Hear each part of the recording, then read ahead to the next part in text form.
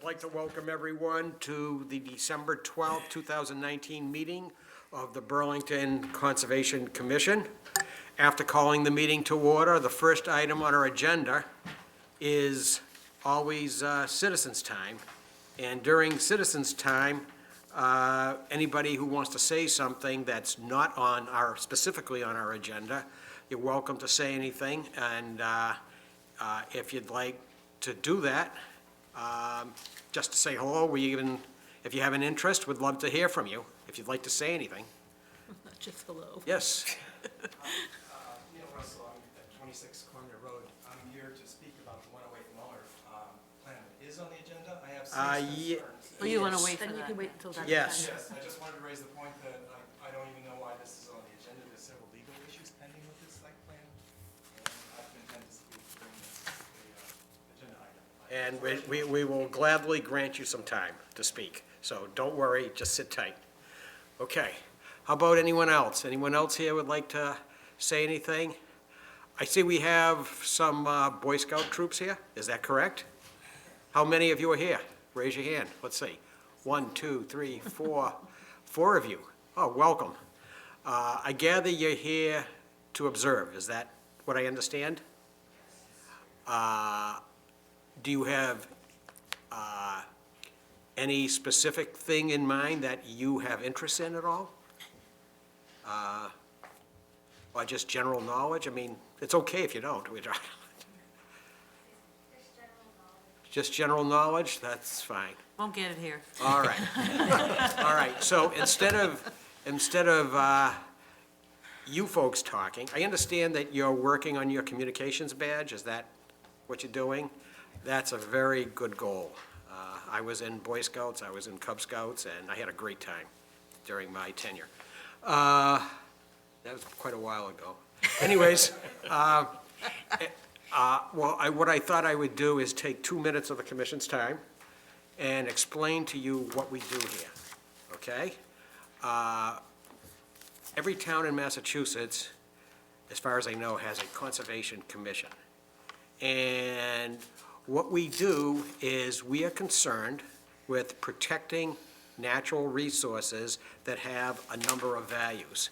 We protect streams, we protect the banks of the streams, we protect vegetative wetlands, we protect areas that flood, we protect a resource area, a little bit newer resource area called the riverfront. That's in streams in Massachusetts, the major streams certainly, and some minor streams, have an area on both sides of the bank that work in harmony with the stream. And so we actually protect that all the way out to 200 feet. We protect something called vernal pools.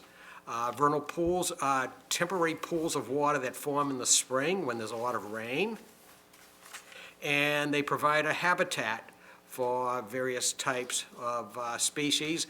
And then the thing that makes them a vernal pool is that once the spring is gone, they dry up and the cycle repeats itself and provides a habitat again the following spring where these animals spawn and so forth. One of the things that we do to protect that is we do what is called issue permits. And that means that anyone who is proposing a project near one of those areas, they get to come before the commission and they have to apply for a permit, and that means we grant them the application to explain the details of their project, and we then impose some conditions under normal precautions. If they adhere to those conditions, we see that the work for their project can proceed, and it should have no injury to the resources. Now, the last thing I want to say to help you get familiar is why would we want to protect those? And a few things come to my mind. These resource areas, and I'll ask the commission to make any comments for the ones that I probably will forget. These resource areas provide a habitat. In other words, and homes to the various animals. And the habitat is important to our entire ecosystem. These resource areas also provide flood protection. When you have a wetland that you see that maybe looks like a swamp or other things. When it rains, water flows into these low-lying areas and slows it down, so that as the water moves through the wetland, it slows it down, so there's not a rush of water to people who may live even further downhill. It protects for people downhill from flooding.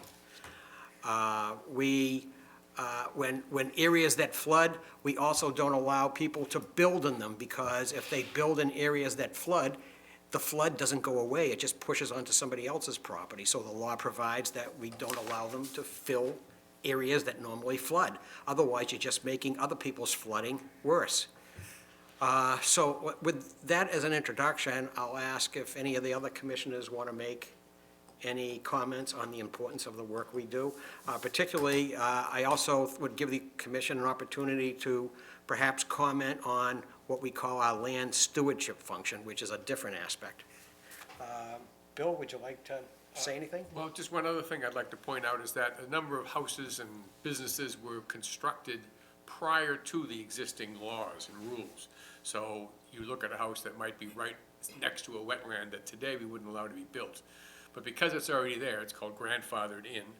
And what we do when people want to work on those houses or tear them down and build a new one is we make sure that we don't mandate that they meet the new setbacks, but we make sure that there's an improvement over what was there before. So that's another aspect of what we do, is to make sure that new things meet the construction requirements and old things have a net improvement over the effects it might have on the environment.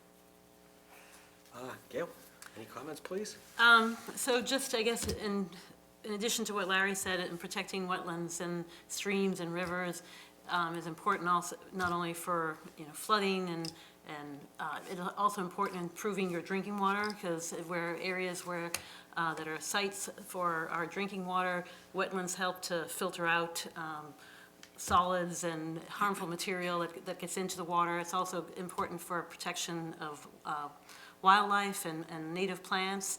And also, they're more and more important because of something that's, we've been hearing about for a long time, that's very important in our world, and that's climate change. That we need to protect areas to absorb excess stormwater, but also floodwaters that are going to become more and more crucial as we go forward.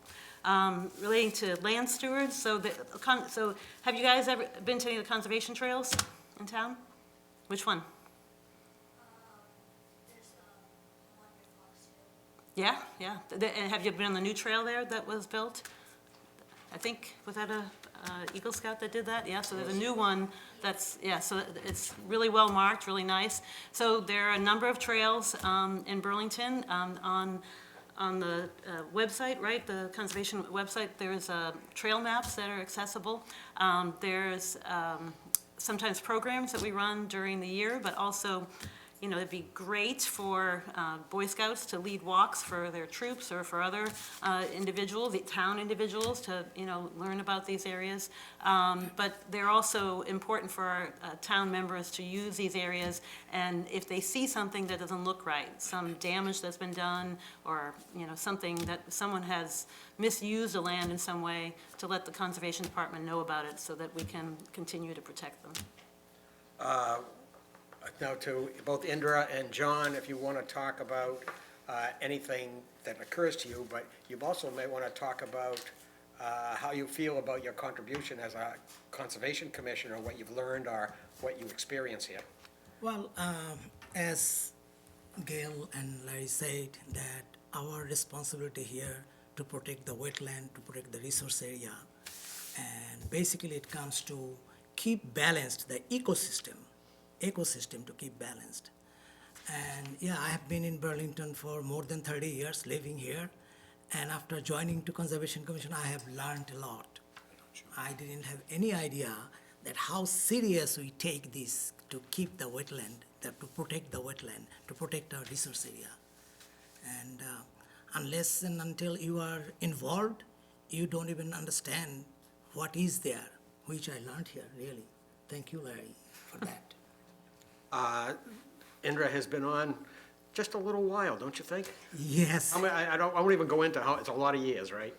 lot of years. He's been contributing to the commission for many, many years, and is certainly a valuable member of our commission. John is one of our newest members. Yeah, and I'm you might want to comment. the newest member, and I have to tell you that I've been really blown away by the professionalism of the people that I've met in this thing, the commitment to making sure that the laws are executed and we protect the environment. And also the staff has been really impressive to me, so I think that's a really great thing about this town is that they have people that are so dedicated for this stuff. Thank you very much. Those are nice comments. All right, so that's kind of an introduction to sort of what we do. And if you ever have questions, feel free to come in to our staff, and they're in the first floor of the Town Hall Annex. Let me ask now, I was going to, before we move on, I was going to ask if you had any comments at all from, this is our staff. We have John Keeley as our administrator, and Eileen Coleman is our assistant administrator. And I have been with this commission for something, I can't even know anymore, it's something over 25 years. And we are very fortunate to have such talented staff. This town is very, very lucky. With that as an introduction, Thanks, Larry. that's okay. So we've had a number of Eagle Scouts who have worked with the Conservation Commission doing projects. So as you get older and start your process of becoming an Eagle Scout, keep the Conservation Commission and the conservation lands in mind when you're looking for projects. We've had some great ones, as Gail just mentioned, the new trail at the Sawmill Conservation Area, which is the one that abuts the Fox Hill School. But we've had many other ones, trails and boardwalks and bat houses and whatnot. So keep that in mind as you go forward. Thank you very much. Eileen, anything further? Just going to say that, and even less formally, we're absolutely happy for scouts to do cleanups of, Mill Pond or certain, some of the conservation areas in town. That's always very useful. And to just be general stewards and to let us know, like Gail said, let us know if there's issues or if there's dumping or anything like that happening, and then we can deal with it. Okay, so with that, we'll move on with our agenda, but it's really great to have you here. Oh, I'll also say that trails don't go to sleep during the winter. There's lots of cool stuff to do in the trails. If you have cross-country skis or can rent some snowshoes or just go trudging through the snow, it's awesome. Can see Very pretty. tracks, look for tracks in the snow. Snow being the operative word. Well, even without the snow, it's actually nice, but. All right. Okay, so now, next, we're going to move on, and we have approval of minutes, November 14th. Are we in a position to approve? Yes. Okay. Can I have a motion to approve? So moved. Second? Second. All in favor? 1, 2, 3, 4, 5, 0, 0. All right, next we have a request for certificate of compliance. That's a project that's already been completed, and the release of the bond. This is for 22 Harriet Ave. Someone here for that? It's DEP file number 122-602, Harriet Ave.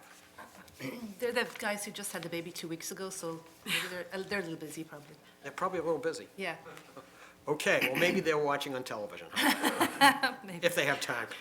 Okay, so why don't we go to Eileen or John?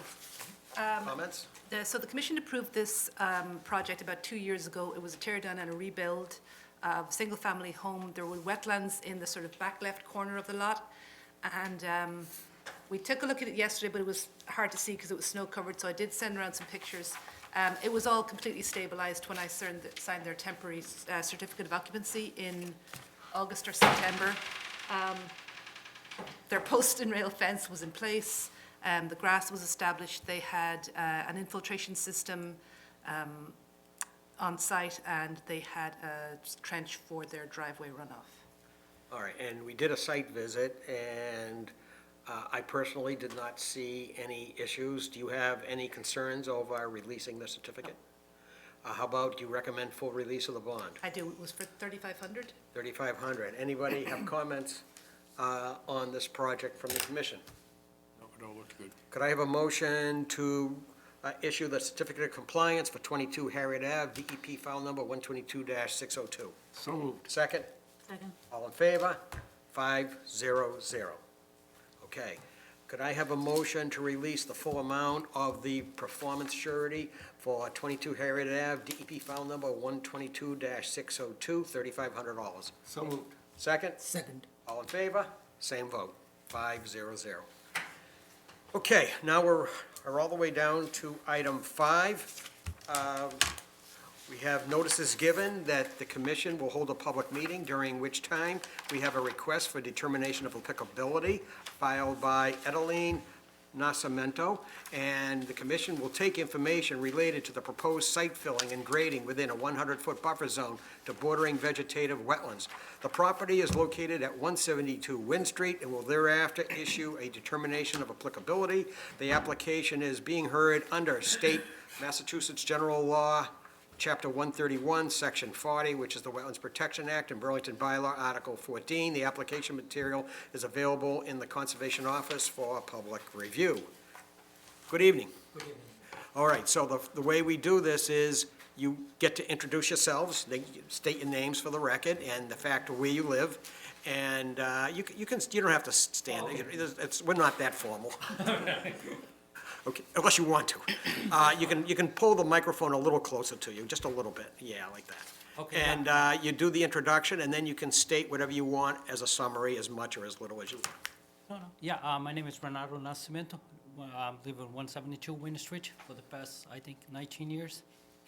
And, yeah, the project we want to do it is kind of like a little landscape. And who is with you? It's Edeline Nascimento. I'm the wife.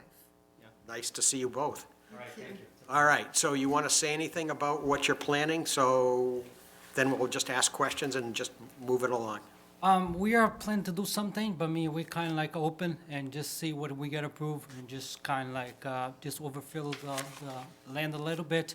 And we are planning to do like a retaining wall, but we open to not to do that because the conservation, the wetland right behind, maybe, you know what I mean, just kind of whatever it is. So you're very open to what your project is.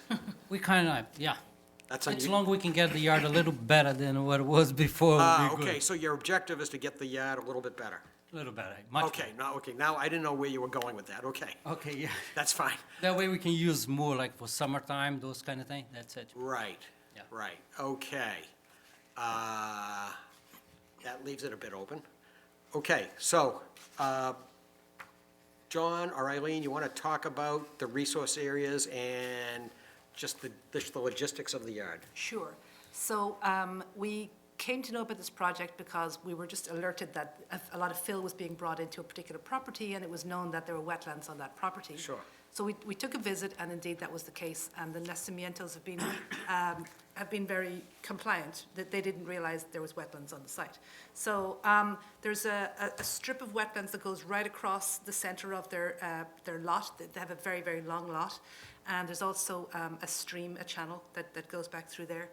So it has been a bit of a fluid design, this project. So what I understand is that I think Edeline would like to put several inches of the fill in the front part of the backyard. Away from the wetlands. Oh, yeah, the further part from the Right. wetlands, 100 behind the feet, house. Yeah. Oh, no, 100 feet. It's close to my house.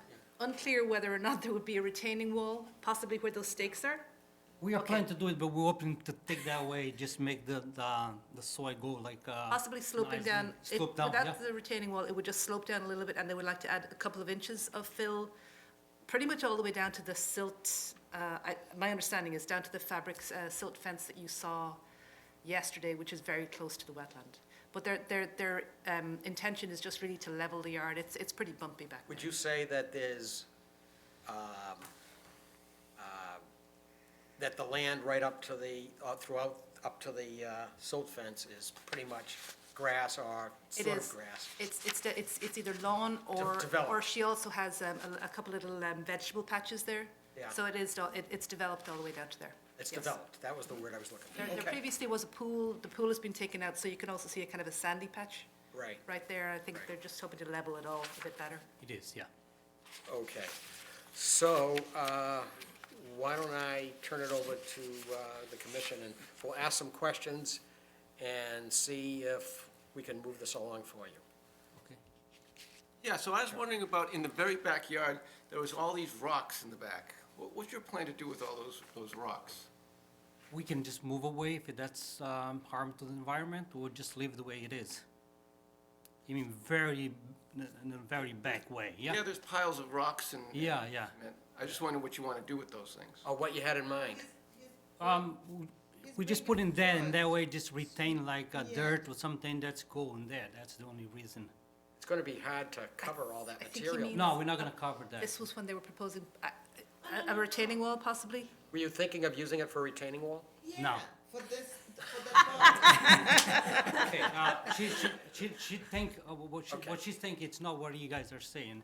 You guys are saying the big rocks that it's all the way down, Yeah. or the Yeah. concrete rocks. Yes. The concrete Blocks, rocks, Yes. blocks and concrete. yeah, that's what's happened was the landscape company, instead they were like soil, they just threw those kind, those concrete foundation, whatever it is, I didn't get a time to look at, but look like it's concrete. And or you didn't something ask like for that? No, we didn't. You need to call them and tell them They're to gonna remove remove that. it, yeah, they're gonna remove it. Good idea. Because they're Yeah, basically because it's throwing kinda their like, waste on we your ask for property. one thing, they just ship it another thing. That's look like it's, I don't think you're gonna have a very nice yard if you let it stay. no, you can't, yeah, it's No, kinda, but yeah. you need to get, you I need to tell thought you them to guys were remove saying those. They about shouldn't do that. the real rocks, that's all the way in the back, close to the, So they drove with a dump truck and just dumped it all there? dump it in there, yeah. I'd get another landscape company after they remove it. Well, first you get them to remove it. Yeah, they will, Yeah. yeah, that's. Or that's, you charge them we already for told dumping them, their like, waste. they have to remove it because we didn't require Jeez. those kind of materials to be used as a filler. For That's the- actually For the yard, yeah. illegal, isn't it? Dumping Okay, waste. that's, They said they can use for the retaining wall, but they can't, it's not like, that's not the right They're all appropriate irregular materials and- for yeah. that kind, retaining walls, if they, okay, well, yeah, we got in trouble with that, you know what I mean? Are they gonna be Was doing- misunderstood between us and them. Are they gonna be doing the work on your yard? This company? No, it's kind of like, the landscape company, they normally, like, when you overfill lands, those kind of things, they call some companies, say, oh, if you have like, soil that's clean, all those kind of things, you can dump in this property. And what they did, it was kind of like, they bring like, to me, it's a trash, and just dump in there as, I wish you luck. I'm not sure you're gonna have too much success getting them to remove it. the landscape company has to do it. I know, but I'm not sure how Also- successful you will be. Yeah. They're not gonna wanna remove But it. I would also keep tabs on this landscape company though, too, because if Yeah, they're, the guy said he will, you know what I mean, because they understand it was inappropriate. That's, we expect them to keep the words, you know what I mean? Okay, okay, you're gonna have that debris removed. Okay, are you set? I'm fine. Okay, Bill, do you have questions further to help define the project? Are you still interested in putting a retaining wall? I'm not interested to do it. My wife was more than I. Okay. I prefer to use like the sloop, and that way you can snow days, you know, kids. Either way can be acceptable, I mean, as long as the retaining wall is not like right up against the wetlands. I mean, if you wanted to put a retaining wall to separate. I don't like the idea. levels- It's more like my wife. I mean, it was kind Well, you of can more resolve interesting to that, do it. but Because like when I'm gonna run the mower, I want to go over, and otherwise I have to, you know what I mean? yeah, It's yeah, more yeah, difficult. trim You have around to it, make a yeah. path for it. She said like, oh, you can Okay. buy a small one, but I mean, every time that I'm gonna cut the grass or All right, something well, like you that. folks will have to decide Right. between you. But I just wanted you to I know mean, I that, think she's gave up already. It's a good thing. But it's okay. I just wanted you to know that you could if you wanted to, Yeah. that's all. All right, so, and, You say no. you know, you're talking several inches, a few inches of fill in most of the yard. And most of the backyard. But yeah. even the piles that are closer to the house that were delivered have Uh-huh. got substantial sized stones in them. I mean, that's not really a top. Was that supposed to be top clean fill? soil. Yeah, was that supposed to be clean fill?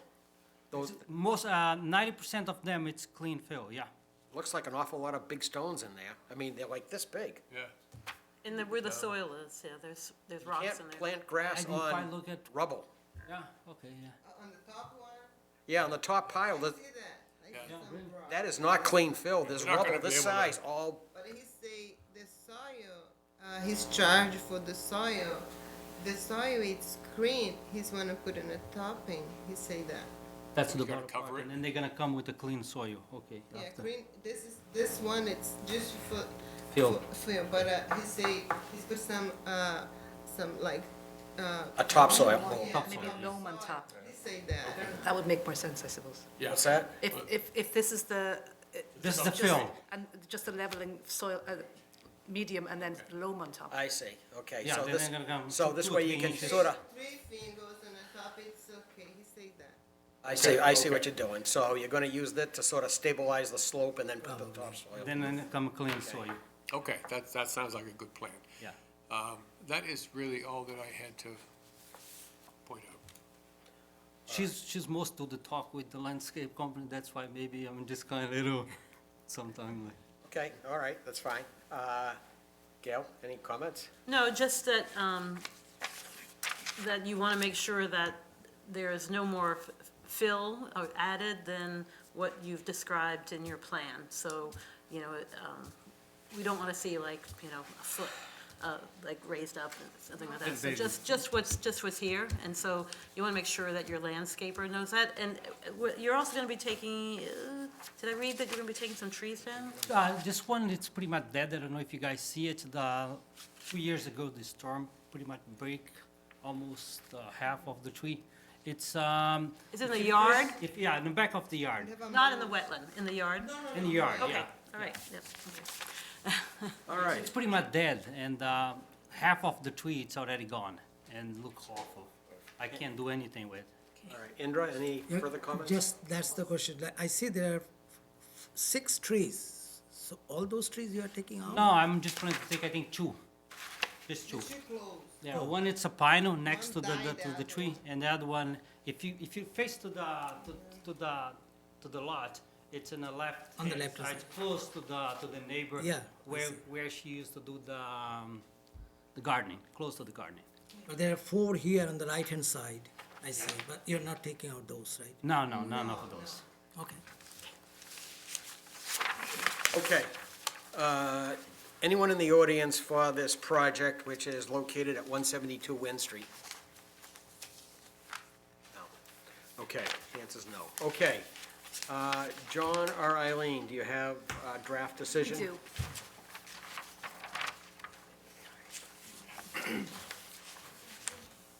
Okay, so we're going to review this decision, and you can certainly ask questions now, or if you need clarification after this meeting is over, you can certainly contact the office.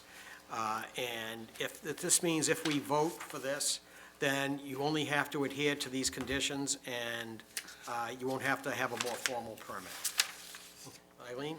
The applicant proposed to add fill to the backyard between the house and wetland and remove 2 trees in order to even out the lawn. The next part describes that we had noticed that fill had already been brought in and the owners halted the project and filed. The work was within the 100-foot buffer zone of bordering vegetated wetland located across the middle portion of the property. It was also within the 200-foot riverfront area of a locally regulated unnamed stream. The proposed work extended from the house nearly to the BVW, but all within area currently lawn. Right. So I was asked at the site visit if the stream was jurisdictional, and I misspoke, just to point that out. It is jurisdictional. So that line that Eileen just read isn't in your draft. We realized that today and added it. It's on our streams So the map? house is It is on the approximately streams map, yes. 150 feet from that stream, the houses. So the work is Is at the outer edge of the house? largely outer riparian. Right, outer riparian, right. Okay. For the purposes of this filing, the Commission makes no finding as to the exact boundaries of the wetland resource areas on the site. And this is saying that the Burlington Conservation Commission is voting to issue a negative determination of applicability. If you turn over the next page, these are the conditions that the Commission is asking you to adhere to in order to do the project. The decision is for work as outlined in the project description above, and only that work. As Gail said, no deeper fill and no additional work. As existing lawn is within 20 feet of wetlands, no fill should be added beyond the existing edge of lawn. Sediment barriers shall be installed and inspected by the Conservation Department. They should be installed between the work area and the wetlands, and they should be staked straw wattles or compost filter socks or staked hay bales. And you can talk to the staff about what that would look like. All construction and demolition materials and excavated soil shall be disposed of off-site legally. No stockpiling of soil or other materials within 50 feet of wetlands. No tracking of sediments onto public roadways shall be allowed. In the event tracking occurs, sediment shall be swept from the roadway daily. This project shall not increase the rate or volume of runoff nor cause flood or storm damage to abutters of the property of others, and it should be incumbent upon the applicant to ensure compliance with this condition. Debris, sediment, lawn clippings, and landscape materials shall not be dumped in the wetlands, and any trash and/or debris that falls into the wetlands shall be immediately removed by hand. Pesticides, herbicides, fungicides should not be used within wetlands or within 100 feet of wetlands. Members of the Conservation Commission or their designated representatives shall have the right to enter upon and inspect the premises to evaluate compliance with these conditions and to require additional erosion controls as deemed necessary, and non-compliance with these conditions shall be deemed a violation of the Wetlands Protection Act. Can I just add that I forgot, when we went out there to visit, there was already quite a bit of trash and stuff in the wetlands, and they actually did remove a lot of that by hand already. Good, that's a very good idea, Eileen. Any comment by the commission? All right, I'm wondering whether, to the commission, should we also add a condition that since they're agreeing to remove the concrete materials, we should put that in, that the concrete block materials shall be Yeah, removed? just, I like to add, yeah. Mostly because you already, Because that way I have, more argument to talk with the landscape. See, architect. has I to was be. thinking of that. Okay, and the other thing is, when you have someone doing the work, you can give both the existing landscaper and any future landscaper who's doing the work a copy of this Okay, after you yeah. get it from us. Yeah, Okay, and tell them they have to read it. Otherwise, there's violations and stuff. Can I okay, bring this one? yeah. You Well, can, you'll get the formal one next week in the mail. That's just your draft. But I can But you can keep it, yeah. I can keep this for sure. Yes. yeah, but the one you're gonna get in the mail will say that the concrete blocks have to be removed. And to your current landscaper, you may wanna give them that copy. Definitely. All right, is there anything further? All right, could I have a motion to issue a negative conditional determination for the project at 172 Wynn Street under Burlington Bylaw Article 14 in the State Wetlands Protection Act? So moved. Second? Second. All in favor? 500. You're all set. You'll get the formal document in the mail in a few days. Okay, yeah, I appreciate it, thank you. All right, thank you. all have a good night. You too. Two. Okay. We're on item 5B, notices given that the commission is holding a meeting during which time we have another request for determination of applicability. This is filed by Oracle America Incorporated. The commission will take information related to the proposed road reconstruction within a 100-foot buffer zone to bordering vegetative wetlands located at Vandergraaff Drive. The application is being heard under the State Wetlands Protection Act and Burlington Bylaw Article 14. The application materials available in the Conservation Office for public review. Good evening. Good evening. I'm Marissa Valentino, civil engineer with BSC Group. I'm here with Bill Callahan from Oracle. Good to see you both. All right, so the floor is yours. Sure. So we are here for the Vandergraaff Drive roadway improvements project. So Vandergraaff Drive is a private driveway. It begins at South Bedford Street, as you can see on this aerial. The roadway leads to multiple commercial properties, including Oracle. The first 800 feet of the roadway was constructed in the 80s, and additions were made to the roadway since then, with the largest addition made in 2001 by Oracle. We are here in front of you because the roadway is currently in poor condition. So we're working through some alternatives for repairing the roadway. And as you can see on this plan, there is a wetland resource area located adjacent to South Bedford Street. So I'm just gonna flip it over. This is just a blow-up of the area. So this area right here is a stormwater management pond. It's a MAP DP wetland. BSC wetland scientists were out there, it was flagged in April.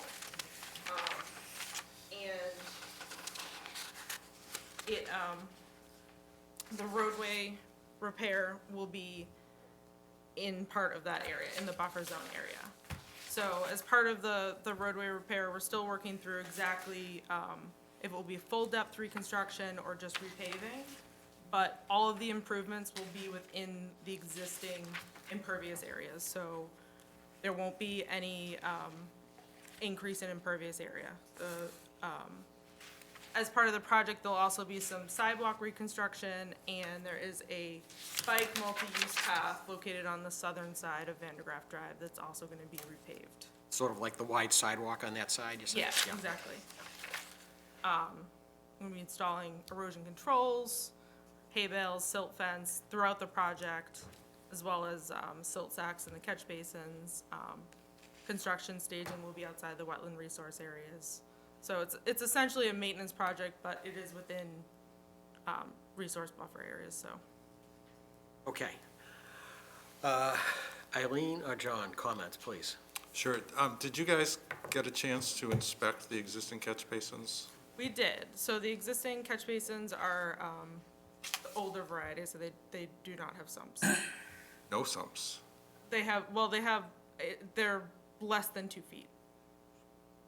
So probably, yeah. All right. So the catch basins have less than 2 feet. And that's just for, just to be clear, that's just for these 2 catch basins at the end. We didn't have information for the catch basins up Vandergraaff Drive. Okay. All right. In the project area, how many catch basins are there? I thought I caught 4, maybe there's more. So within the buffer zone, there's 3, but then throughout the drive, there are more. There's more further up, right? Yeah. Yeah, I get it, okay. All right, so, do you have more questions, So, John? yeah, I mean, to clarify, typically a project like this, if that were not a wetland there, this would have been filed under your sediment and erosion control bylaw as the stormwater bylaw. If it had been filed as a notice of intent, the notice of intent would then have basically the function of also being the sediment erosion permit. So your order of conditions doubles as your stormwater permit. So with the request for determination, you don't really have that authority. So this bylaw, so this filing is probably not a perfect fit for this project, number one. So the reference to the catch basins within the buffer zone is really beside the point, because you really have jurisdiction over the whole site under the bylaw. So That discharges into that area. it does, and since the project is disturbing more than 10,000 square feet of land, it requires a stormwater bylaw. Typically, you don't require the stormwater bylaw when there's a notice of intent. But certainly with this, you could require one, because it's not a notice of intent, it's a request for determination. The bottom line is, under a typical reconstruction of a road or parking lot, that's your opportunity to upgrade the stormwater system.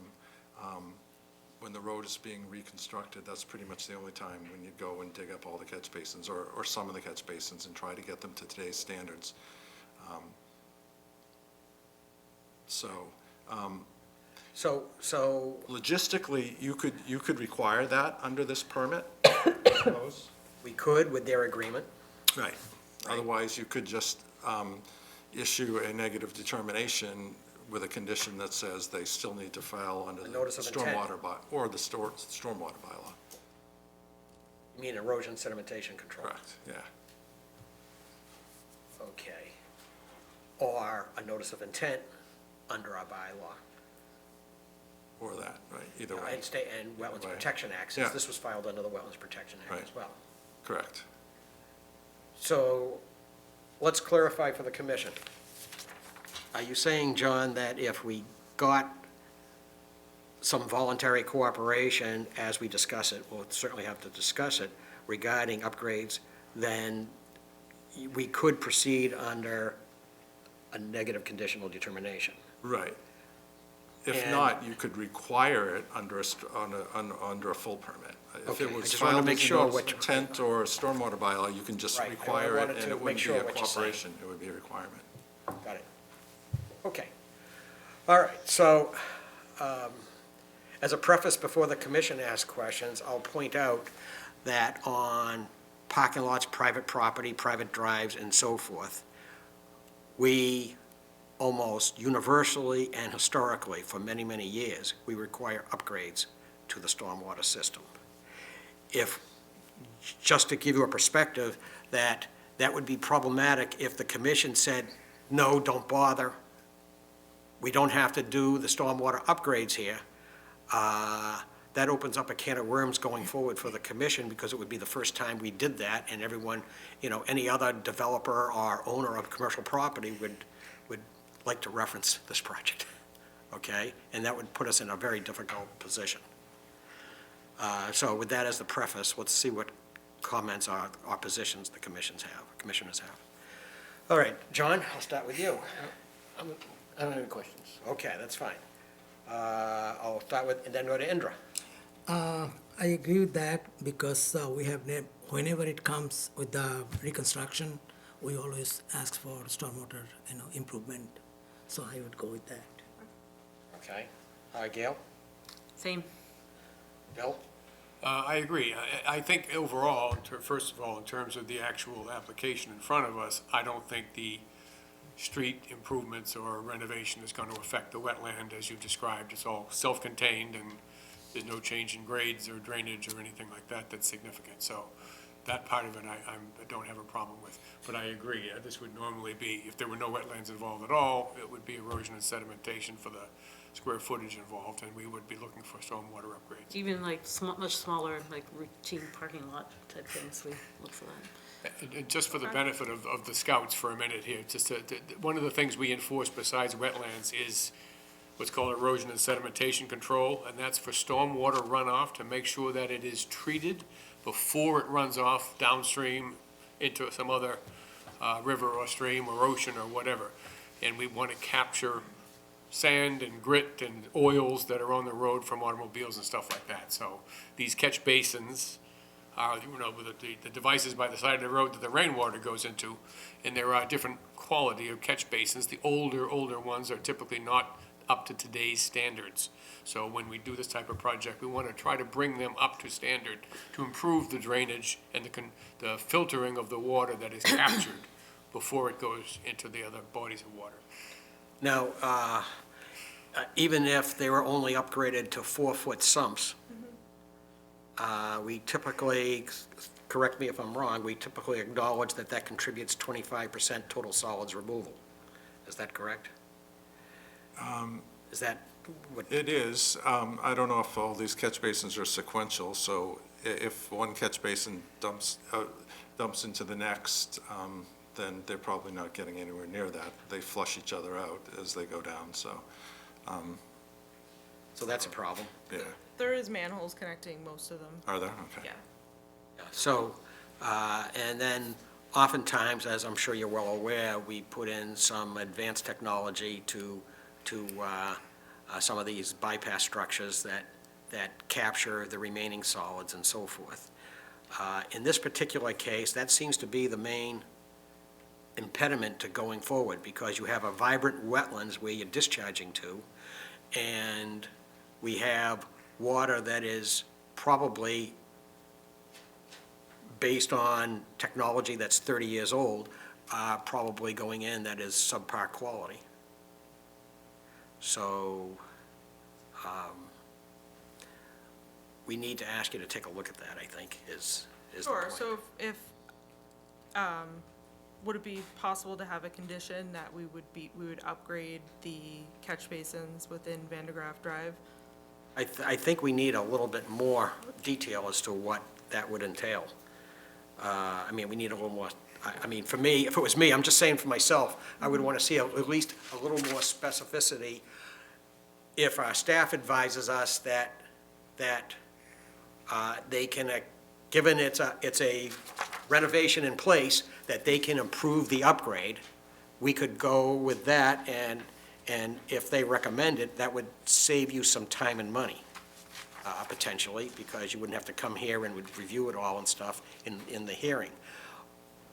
On the other hand, if they tell us that we need to have the detailed plans in front of us, then I suspect the commission would probably opt in that direction as well, based on the advice of our staff.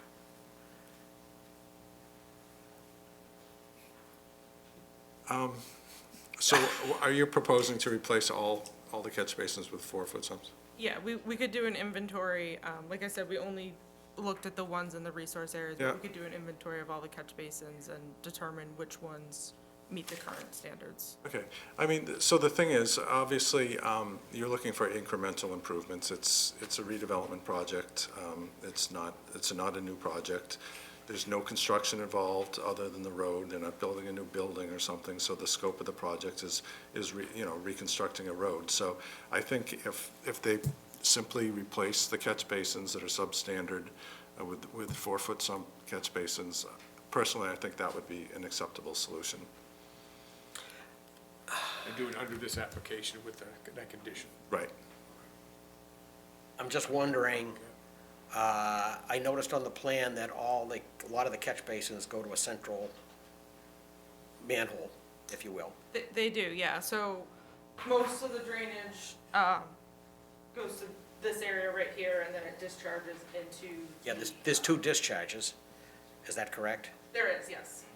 Yeah, What I'm trying to understand, so would a substantial improvement in stormwater mean that if you were to put a storm scepter, for lack of, I'm not saying you have to use that, but a storm scepter unit in 2, that would substantially increase the quality of the drainage from the entire project, if you did that? I mean, yes, you could, there's many ways to increase the quality of the stormwater, and that is certainly one. All right. Well, I think the commission needs to comment on this because, generally speaking, for private property like this, projects, we have generally sought some substantial improvements. I mean, look at what we just did with the mall, okay? Look at what we did at the district. Look at what we did at Leahy. All of these things had substantially upgraded stormwater. Is that, am I correct? Yes. Yeah. And so just going with 4-foot sumps, and the other issue is if you decide to leave some catch basins because they feed sequentially, which I can understand, there might be a logic to do it to save yourself some money. I think we would need an inspection of the catch basin to make sure that the integrity of those catch basins, whichever ones you're gonna leave in place, is good. They're 30 years old. And they should be inspected to see that whatever it is, the bricks or whatever is in there, hasn't degraded and fallen off and stuff like that.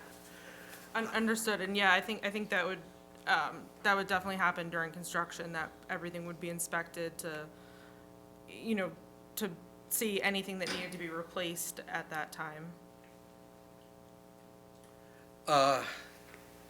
Before you folks comment, the thing that bothers me about that, there's so much lack of detail that they're asking us to approve with, I mean, in the past, we've asked for BSC Group or whoever the engineer is to do the inspections and give us a report so we know exactly, at least verbally, what's going to be done. We're going to leave X, Y, and Z catch basins in place. We're going to replace with the 4-foot sumps, the ones probably down at the bottom before the discharge. And then we're going to put in storms. I mean, if we had that kind of detail, then staff could advise us on whether to move forward. I'm just concerned over the lack of detail, like, well, when the contractor gets to it, yeah, he'll give you a report, it's all fine. This is kind of unusual to ask, it's not unusual to ask, it's more unusual for us to go in that direction without detail.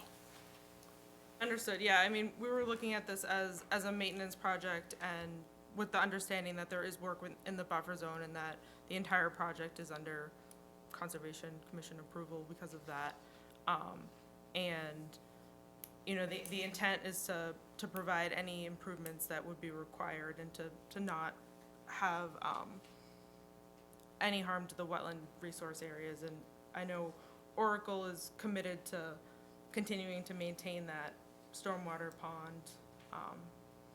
And so it's kind of in their best interest to keep the maintenance of the catch basins in order to. I mean, low-quality stormwater does a great deal, it's been shown by many studies, does a great deal of damage to the viability of a viable wetland resource. And that's the reason we always ask for improvement. Anybody want to comment? I feel like I should stop talking. No, I think that's, the points you're making are very good. If this were a straight-up erosion and sedimentation control permit, we would be asking for detailed plans before we ventured to approve. So, I would like to see that. You come back with inspection reports on those catch basins and a plan of how you address our concerns. Gail, how do you feel? That seems reasonable. I mean, the more information we have, then lead to a better project. Understood. Kendra? Same thing, as long as it is clear to us what you're gonna do. John? So I want to ask, is this clear, our instruction clear to you? The more, Yeah, so it sounds like you're looking for some more information on the existing catch basins and some more detailed plans based on the information that we find on those catch basins and existing stormwater system, and then you'll be able to make your determination.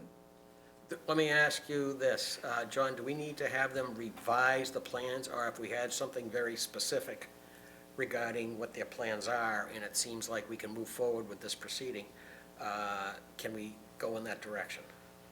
Say that again? Do we need them to revise the plans, or revise the text, and they'll upgrade the plans So. after we approve Just it? an amendum with the. Yeah, which catch I basins. think you need a narrative describing the catch basins. Right? I mean, I think that's what you're asking for, the condition, the inventory and the condition of the catch basins. And then a plan showing which ones are to be upgraded. Or a marked-up plan of some Yeah. sort? Yeah, redlined or Yeah, whatever. it's probably not that difficult to mark up what you have anyway. It's not a redraw or a redesign. And any water quality unit that you may or may not wish to add to the system. Okay. Yeah, if that's what's going in, and then we get a clear description of it, frankly, I don't care under what application procedure it moves forward. Whether it's a separate, a new erosion and sedimentation control or this current RDA. Speaking for myself, if it didn't have two, for argument's sake, water quality units, I don't know how you would arrange it, but maybe after argument's sake, you have two discharges and two water quality units, I would consider seriously not going forward with this proceeding and then refer it to a notice of intent. Okay. Okay, so that's just speaking for myself. I don't know how these other people feel. Okay, so the next meeting is next year, in 2020. Thanks. Very 9. January 9th, okay. And January 9th. so I would suggest before you submit, you may want to have conversations with the office so we don't get hung up and it's not what we were expecting or something of that nature, given what's been said here. Okay? Thank you. All right, thank you very much. Thank you. Thanks. Oh, is that the way?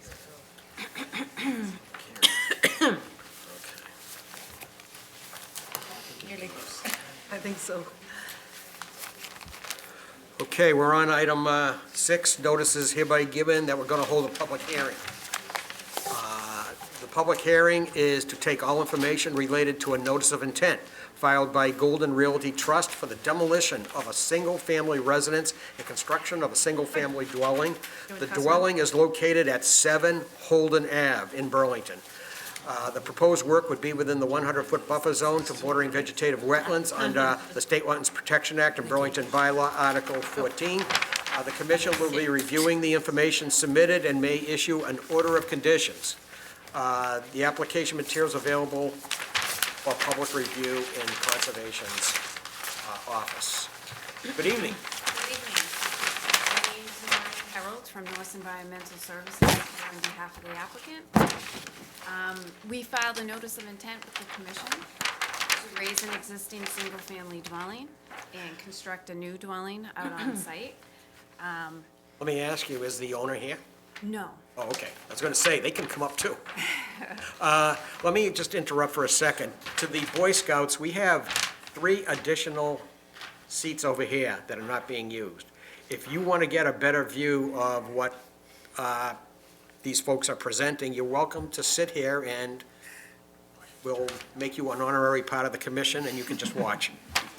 Okay, you're welcome to sit here if you want to get a better view. Sure. All right, I'm sorry for the interruption. That's okay. So we're proposing to raise an existing single-family dwelling and would like to construct a new single-family dwelling, driveway, and deck. To improve the overall site conditions, we are incorporating a driveway infiltration trench as well as rooftop infiltration. You can see that majority of the lot is within the 100-foot buffer zone. With the existing house is an existing chain link fence that goes back to the edge of the wetland. So as part of the filing, we're removing the chain link fence and we're restoring the 20-foot no disturb. What we're proposing to do is just allow this area to naturalize. Proposing minor grading, and we do comply with the setbacks, the 20-foot no disturb, once that area does naturalize, and the 40-foot no structure. Okay, good, thank you. Eileen or John? I don't have very much to add. I think Maureen's clear as usual. They have flagged wetland across the back of the site and the left-hand side. There is a stormwater inlet, so there's water going from the back left of the property into the stormwater system, into Burlington's stormwater system. There is an existing concrete patio that we stood on yesterday that we weren't sure what that was, that goes all the way to the 20-foot no disturb right now. So they're proposing to remove that, so that would be a benefit. I just have one little question, just because I think I wasn't interpreting the plans very clearly. That storm, the recharge system, Yes. there's a tree kind of near there. Is that tree staying? Are you going to be able to move it in front of that tree? So everything within the erosion controls is going to be proposed to be removed. So I think we'll need to remove that tree just to install the infiltrator and construct the house in that area, allow machines to get through. So yes. So how many trees altogether? The one that's shown at front of the house isn't even there at the moment. That was already Right. taken out. So are there just two at the side that are going? I believe it's just 2. I can double check that. Okay, That's it from me. all right, do you have any concerns about the project at this point? Not at this point. The removal of the chain link fence and the proposal to allow that area to renaturalize, I think will be an improvement. It is going to be a bigger house, so it's kind of balancing Right. those two elements. To say it's going to be a bigger house almost goes without saying. Almost everything that's being rebuilt is bigger nowadays.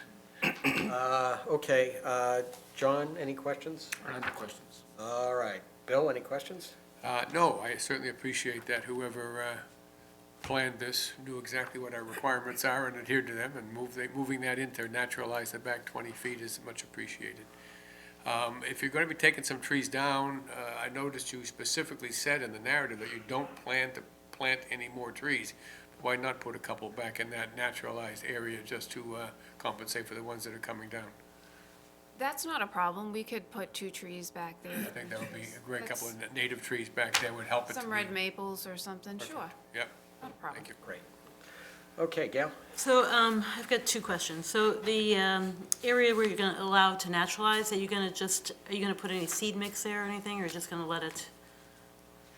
Well, we could put some seed mix. I mean, right now the area is lawn, so we were thinking just to allow it to come up. I guess it would be nice to maybe, I don't know, plant something just so that you don't get too many invasives that kind of pop in there. And the other thing is, do we want a barrier there? Because what I'm concerned is if you take the fence down and we're getting this new 20-foot, which is a great buffer, that the new homeowners will come in and just start mowing it. And Have a we'll tendency. lose that 20-foot. So it'd be nice to have, like, you know, oftentimes people either put a row of closely spaced shrubs or put a split rail fence or something. If you go with a split rail fence, or anything, what's important is to not have any gates in it, so people won't go and dump. Okay. Yeah, 'cause that happens too. We've seen that before. Yeah, a few times. All right, Indra. Excuse, this proposed building area is bigger than the existing? Correct, so it's approximately 800 square feet larger. And what are you doing with the roof runoff? So there's 2 recharge systems proposed, so if you're looking at the plan, the front right-hand corner, right where it says 100-foot buffer, Yeah, that's one recharge system, and there's another recharge system at the rear left-hand corner by the chain link fence. So we're proposing to infiltrate. so you're taking the roof runoff directly to the recharge area? Correct. Okay. I just have 2 questions. One is, what gives you confidence that the recharge will happen at these locations? The soil is good for that? You know, I'm I just- don't know, I don't think any soil test pits have been done, but given the elevation of the wetland, looks like it's around 118. Yeah, The recharge is at 122 and 124, so we should be 2 feet above the water table, which is required. right. I don't suspect it's bad soil. I mean, this is a pretty well-developed subdivision that's been in place for a long time, so it's not a hazardous waste site is what I'm saying. There's no evidence of dumping or piles of fill on this lot, so. John, would you recommend, or Eileen recommend anything in that regard regarding the soil's suitability? So it's just rooftop runoff, so I mean, if, it could be designed with an overflow or something if it's, See? It's not a big issue, then, okay. Yeah. I accept that. And then there's just the second question, one more question, is, I see you're putting a trench on the left-hand side of the driveway. Yes. Can you put on the plans sufficient spot grading so that, to ensure that the asphalt paving contractor comes up with it, so it actually goes in that, majority of it goes in that direction? I can add that and I can put arrows. How's that? That would be great. You can't mistake an arrow. I'd appreciate that very Sure. much. Okay, so this is a hearing. Is there anyone in the audience for this? 7 Holden? Nope.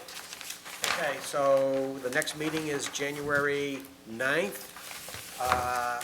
Eileen, unless you tell me you don't expect to issue at that time, we should close an issue based on those small changes, and I would expect to. we'll have a draft Okay, at that time. that'd be fantastic. Great, thank you very much.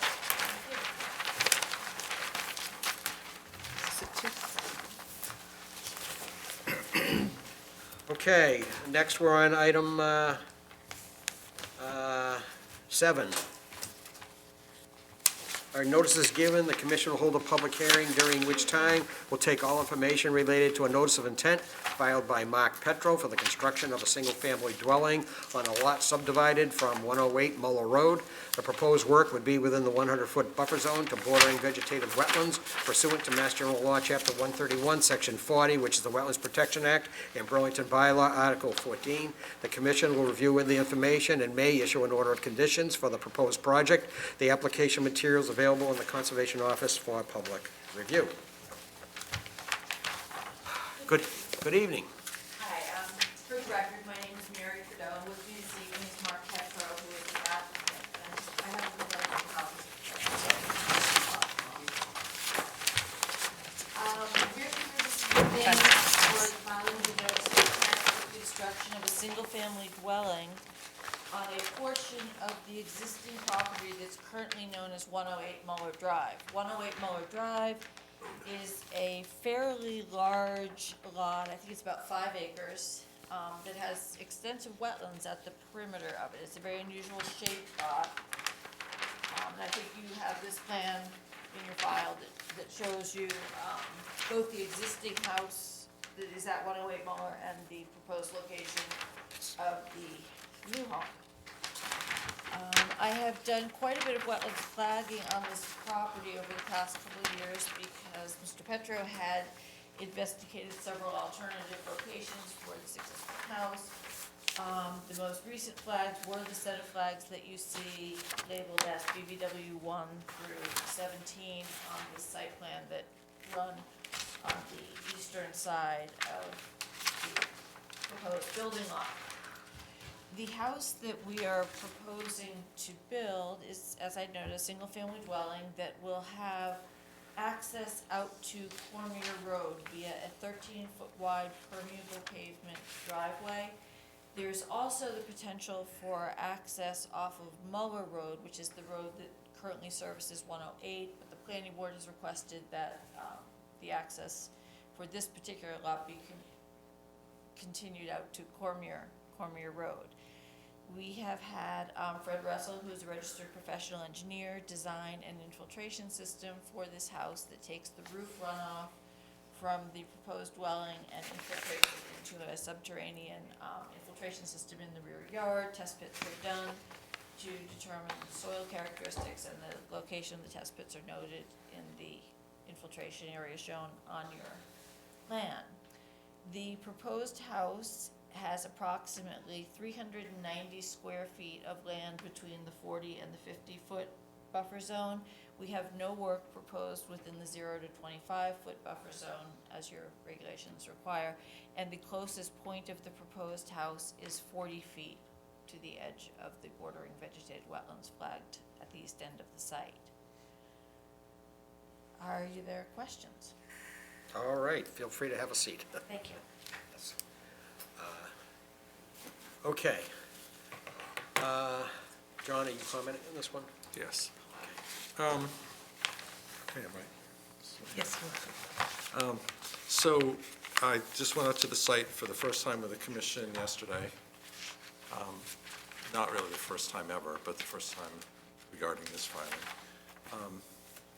And the wetland resource areas, I glanced at them quickly, haven't really walked the wetland line, but from what I looked at, the delineation, at least along the edge of the pond, was a fairly, it was basically the bank of the pond. I do have a question about what happens when you go to the, is north up to the top of the plan. So it's sort of, the wetland delineation sort of ends at 1, and just curious what happens going up towards like the proposed new driveway from flag 1. Flag 1 was the last one that I hung a flag on, but I instructed the surveyor, you can see the line, the wetlands line is extended, it just doesn't have any flag numbers. And I instructed the surveyor to show the line in that location because I was on someone else's property. Okay, so So- so that line is an approximate edge of the pond right there? Yeah, Okay. yeah, Okay. and the wetlands delineation is bank for a fair amount of that area, and then it transitions into like a fringe of bordering vegetated wetlands, and eventually expansive bordering vegetated wetlands as the water body becomes more shallow. Okay. That's all I really have now, Larry. Okay. All right, so what we'll do is we'll, as questions come up, we'll make a list and just review it at the end, and you guys can, you folks can respond. Cool. All right, so, Indra, No, not right now, anything. okay, we'll go back to you later if you want. Gail, So when we went out there, the placement of the house is kind of, so that area has to be cleared quite a bit? Is that correct? It's pretty well treed right now, or is it, No, it's pretty well lawn. well, There's some wooded area to the back that would have to be cleared, but we wouldn't be doing any clearing within the 25-foot buffer zone. okay, so, yes, but you were out there when we were out there, and we were kind of standing between the pond and the arborvitae's, the row of shrubs. And I thought you had said that that area was going to be cleared, the wooded area. Yeah, that's pretty much in the front area of the house where the garage would be. There's some trees there, and then back towards the back of the house as well. So it's going to extend from there through the arborvitae's into the lawn, the existing lawn? Yeah, exactly. But all those trees there are going to go. Yes. So I think we need to have an idea of how many trees are going, which trees are going. Gail, there's also, I'm not sure exactly what you're talking about, there was 3 big trees. I'm talking about that area, there's a You're lot of trees. talking about that area? Yeah, that whole area was wooded. I Yeah, mean, the it areas was wooded, and maybe not all of them were the highest quality trees, but there's some 3 very substantial trees in a cluster. And my question was like hers, about the status of those trees, whether that's in the way, or you have to cut them down, or, We can have the surveyor lay out the corners of the house, and that will give us a much better This is the idea 50 feet on the buffer. extent of the clearing. And this is a 25. So And we can give you a plan count. and maybe you could mark trees over a certain diameter, they're either, mark them as being taken down with a yellow ribbon or something, whatever you do. Probably pink, but yeah. Pink, that's fine. Okay. So rather than the corners of the house, wouldn't it be better to just have the limit of work staked, so you'd actually know? that- Yeah, so that would be helpful, because that was hard to figure out where that was going. Yeah, So we would just do. Limit, that's where the clearing would be, limit of right, work. Right. the erosion control boundary, yeah. Okay, that would be easy. All right. Okay. Thank you, Gail. Keep going.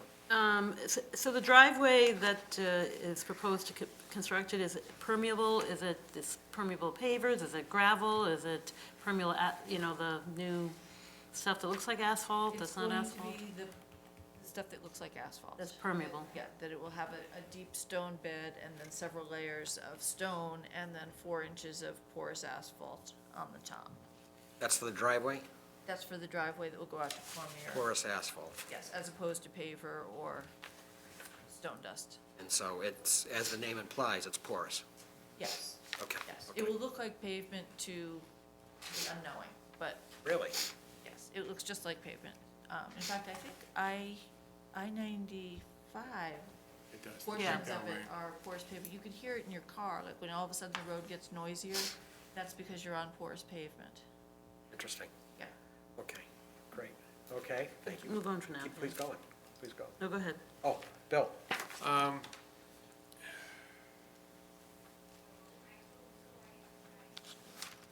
Okay, where is my comments here? You mentioned in one point in your narrative here that a stockpile of wood chips will be kept on site for use in erosion and sedimentation control. I'm not familiar with using wood chips as an erosion control It was tool. a lot of unusual stuff at the end. Yeah, But yeah. that's what- yeah. What does that I really entail? like having them on site for a couple of reasons. One, that if you start having soft soils because of equipment going over Yeah. earth when it's raining, you can put down wood chips and they kind of bind in Okay, with the yes, I mud could see that. and make it a little firmer.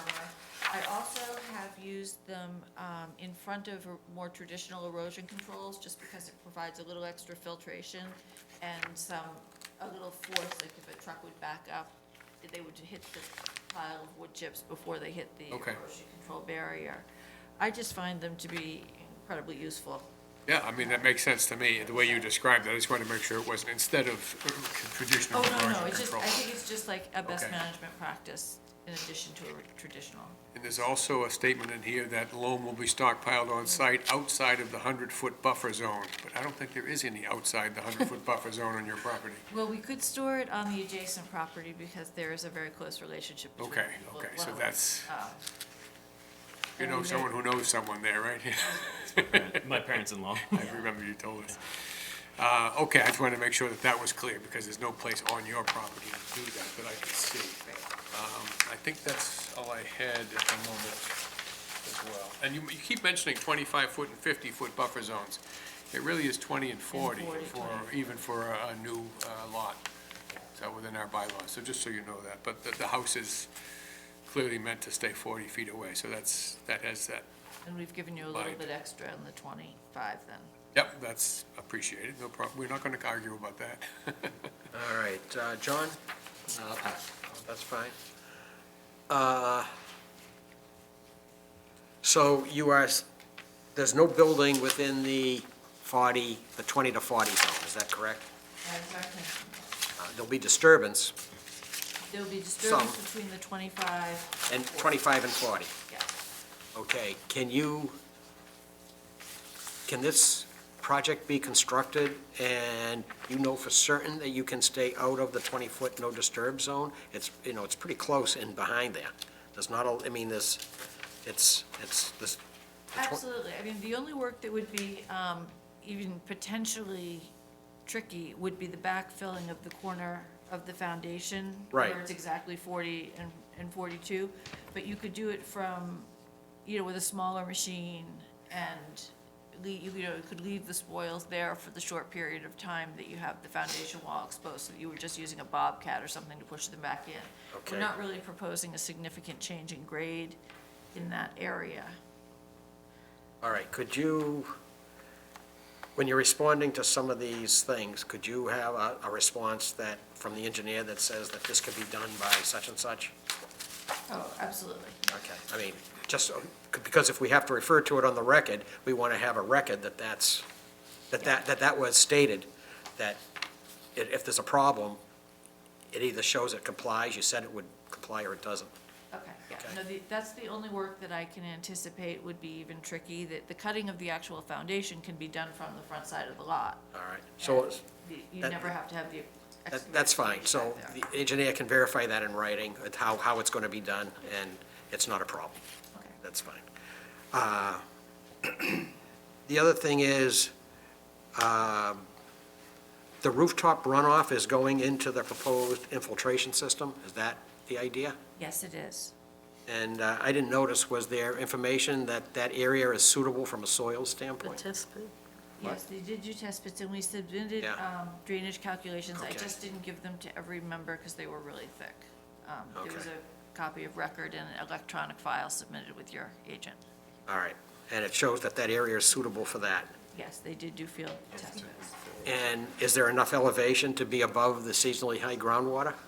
That's all right. Yes, according to our engineer's report, he had the 2-foot vertical separation. All right, so, Yeah, you've got a very specific here, 184.9 for the estimated seasonal high water table, and then it's 187 for the bottom of So we're all that set there? gradient, so there's a good 3 Perfect. feet separation there. that's perfect. And I think you got the calculations electronically. Oh, okay, all right. And,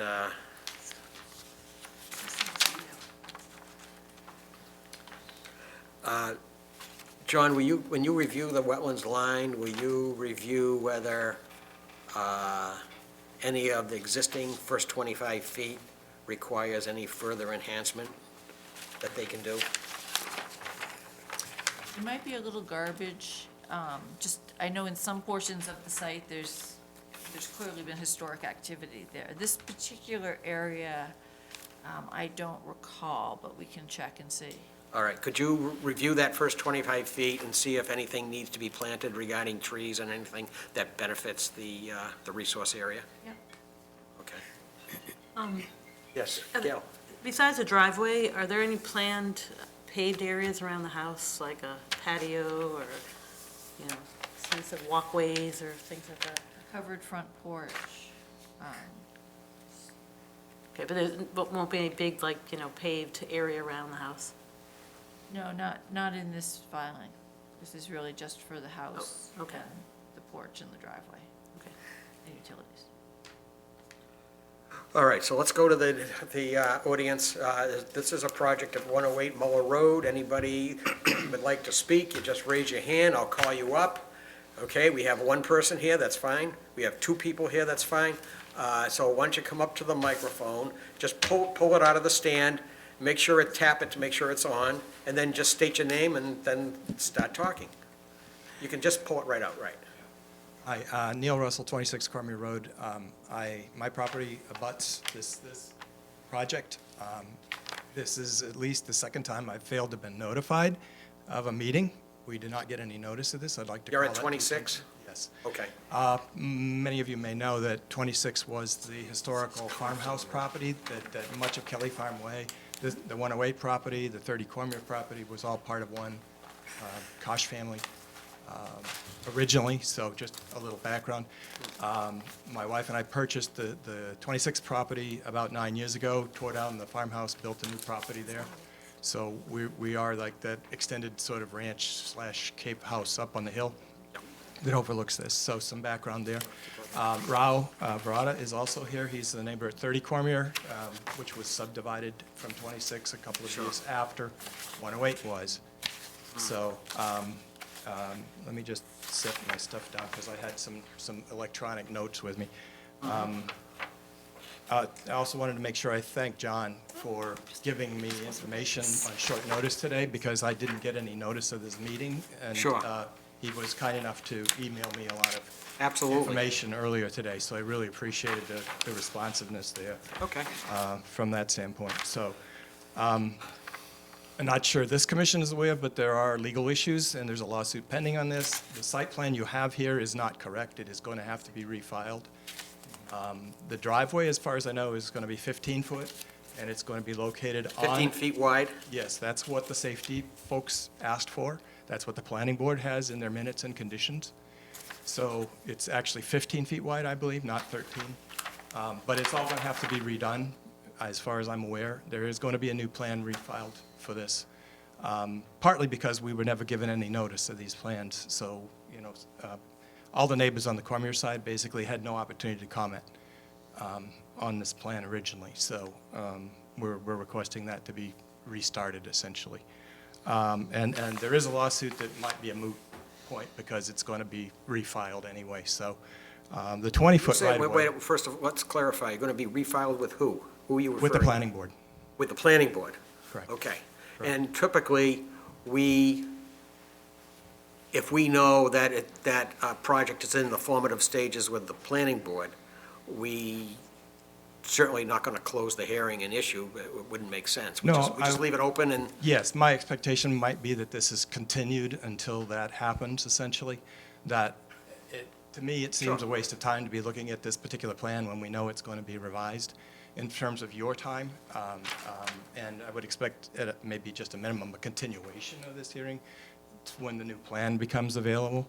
I also wanted to just take an opportunity to mention a few things here. Sure. There's 3 neighbors that border on the Woburn side of this pond. They've never been notified. I don't know if it's a town policy, but they've never been notified of any of these plans. And in fairness, several other plans in this property over the years. They also have strong objections to this. And in fact, one neighbor tells us there is actually a heron's nest on the edge of his property on this pond. So, and obviously a lot of other wildlife, but knowing that that's a protected bird, we see the heron there all the time, so it's not surprising. Obviously, we're very concerned about any changes to this area with the drainage and the runoff and the effect on our property. There's a large amount of granite ledge running across my property into this adjacent property. I seriously doubt that they're going to be able to dig 18 inches down without hitting a substantial part of that ledge and having drainage problems with that driveway. As a landowner, I had not granted them permission to dig any holes on my property, leading up to this whole legal dispute, at least, in terms of how that was happening. And the legal dispute is? Well, there are questions about the way the site plan was originally drawn in '06. There was a 40-foot right-of-way added at that time without, in our opinion, clear documentation as to who has the right. So a legal dispute was filed by who? By the Koch brothers, who owned the property in '04 and '06, that the planning board at that time required them to add a 40-foot right-of-way, as far as we know, to comply with the town bylaw that says a landlocked property must have a 40-foot right-of-way to access it. But that right-of-way is a drawing on a site plan with no documentation as to who actually has the right-of-way. And we're looking into filing, I think it's called a quiet title claim against that, to clear up that right-of-way and who actually has the right. Okay, that's probably more than enough detail. I can go Sorry on I about asked. some of this, but yes, well, we're sorry. It's okay, I get the picture pretty quickly here. Yes, yeah. In relocating the driveway to the 20-foot right-of-way, the 20-foot right-of-way has like a 3-page document or page and a half that's very clearly delineates the 20-foot right-of-way. We're not disputing that. That's on file with the state. But there are 2 large trees on the property that very likely would be impacted if the driveway was relocated to that location. There's also the foundation of a large 3-truck garage at the edge of our property buried in the side of the hill, reinforced concrete. There's a what? Garage. A garage buried in the side of the hill. There's the remains of that garage is buried at the edge of our property, right along the 20-foot right-of-way, right at the edge. The previous owners ran several businesses out of that property. We demolished that garage, and our contractor got permission to stop hammering on it because it was like 12 or 18-foot thick, 18-inch thick rebar concrete. So there's some portion of that garage still buried in the hillside there. Is this So where they're building? it's right where the driveway would run. Right where the drive, okay, I get it. I get It's the right sig- along the edge. I get don't I get know the exactly how significance, close it okay. is, but it's close. Yeah. Because the driveway basically led up to that Alright. garage originally, the right-of-way that's there, led up to that garage. So those were my key points, but I'd also like to point out that we know of at least 2 prior incidents where this owner has violated the wetlands and been fined for doing it. I have the notes from the planning board and other meetings regarding those violations. We have low confidence that, given the long list of conditions that were put on this property, that they're necessarily going to abide by those.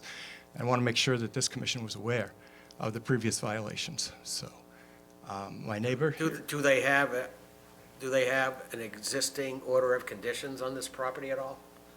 John? No.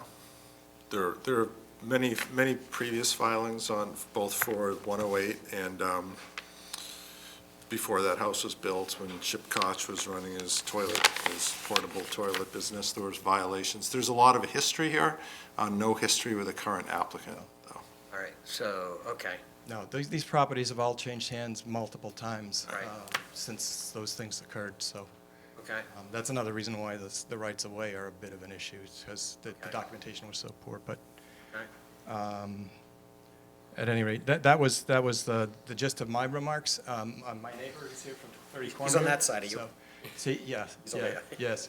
So I do have those printouts of those meeting minutes of the prior wetlands violations. I can give them to You you. can submit anything you want to the record. So, yeah, I'll hand those over to you when I'm finished here. So I don't know if, I'll let Rao introduce himself, just for the record. This is Rao Varada. We live at 30 Cormier Road. Okay? We moved to 30 Cormier Road 2015, September. It's almost 4.5 years. Yes. So I am really concerned about the way this whole issue got communicated, or lack of communication with the prior filing. Even this meeting information came to me yesterday evening at 7 p.m. I checked in my inbox and I came to know about this. Otherwise, I wouldn't have known about this. Everything happens. Who sent you the notice? Somebody from Lexington, Mary Trudeau. Yeah, that's me. They were mailed December 6th. That's her. Yeah, I just got it yesterday. And to reinforce the point, I never got one. I know of at least one other neighbor behind us on Kelly Farm who did. By the way, they gave us permission to say that we're representing them here from Kelly Farm also. That they were Okay, that's fine. Just for the record. I'm equally disturbed about the secrecy, the way things happen with this filing from the get-go, from the planning board and continuing into this commission. I don't know why they do that, but I'm equally concerned about the driveway, potential driveway layout and its maintenance and compliance with the requirements of the Burlington by the current owners who are fighting for it. Okay, thank you.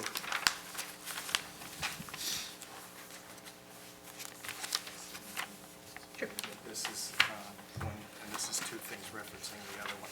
Two separate incidents. All right, thank you.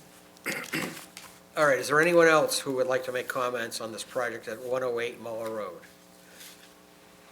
So, John, would you like to make a comment before I talk? So just logistically, so has this lot been recorded? Has this subdivision been recorded? It has not. Okay, so it's probably not a good idea to issue the order of conditions until the lot actually exists. So is there a time frame for recording the subdivision? We're in the works of resolving the litigation, and then we will record. Okay. All right.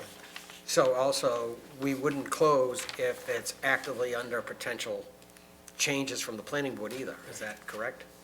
Well, you could, but then they'd have to come back for an amendment. Well, But then you'd it's, have to but it just is refile again problematic. an amendment, so you wouldn't do that. We try to make it so that everything's done at once. Would it require a refiling, or could a plan just be amended? You file for an amendment to you could file for an amendment to an existing order of conditions, or you can make changes before we close the hearing.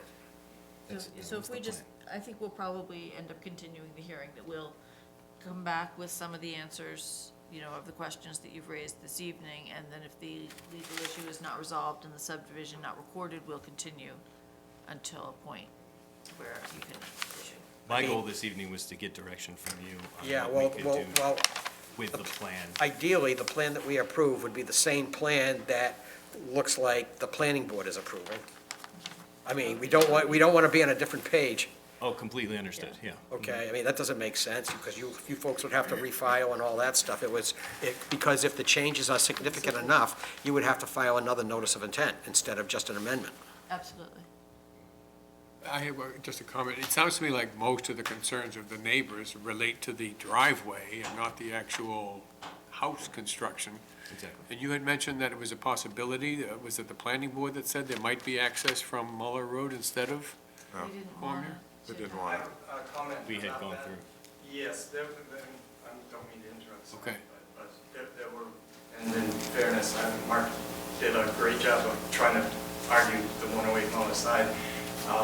It was my understanding, and we're trying to understand whether, like, we don't believe the planning board actually took a vote on the Mona side. It was the planning board that decided it should be on the Cormier Road side. The planning board actually required it to be on the Cormier side without actually holding a vote on the Mona side. So we're trying to understand if that can't be revisited as well. Okay. There were concerns, but they never took an actual vote as far as we're aware. For the planning board's defense, I mean, you drove down that driveway. Yes. It's a very narrow driveway to serve three, and very long and narrow to serve of three houses, houses. So it's understandable they wanted to. So back to the logistics then. I mean, certainly it'd be a lot easier to review this wetland delineation when the snow's melted. So what is the time frame for resolving the subdivision, and how long do you want to continue this? Our hearing, I mean, there's no sense continuing it till the next meeting if you're going to be tied up in court for 6 weeks or 8 weeks or something.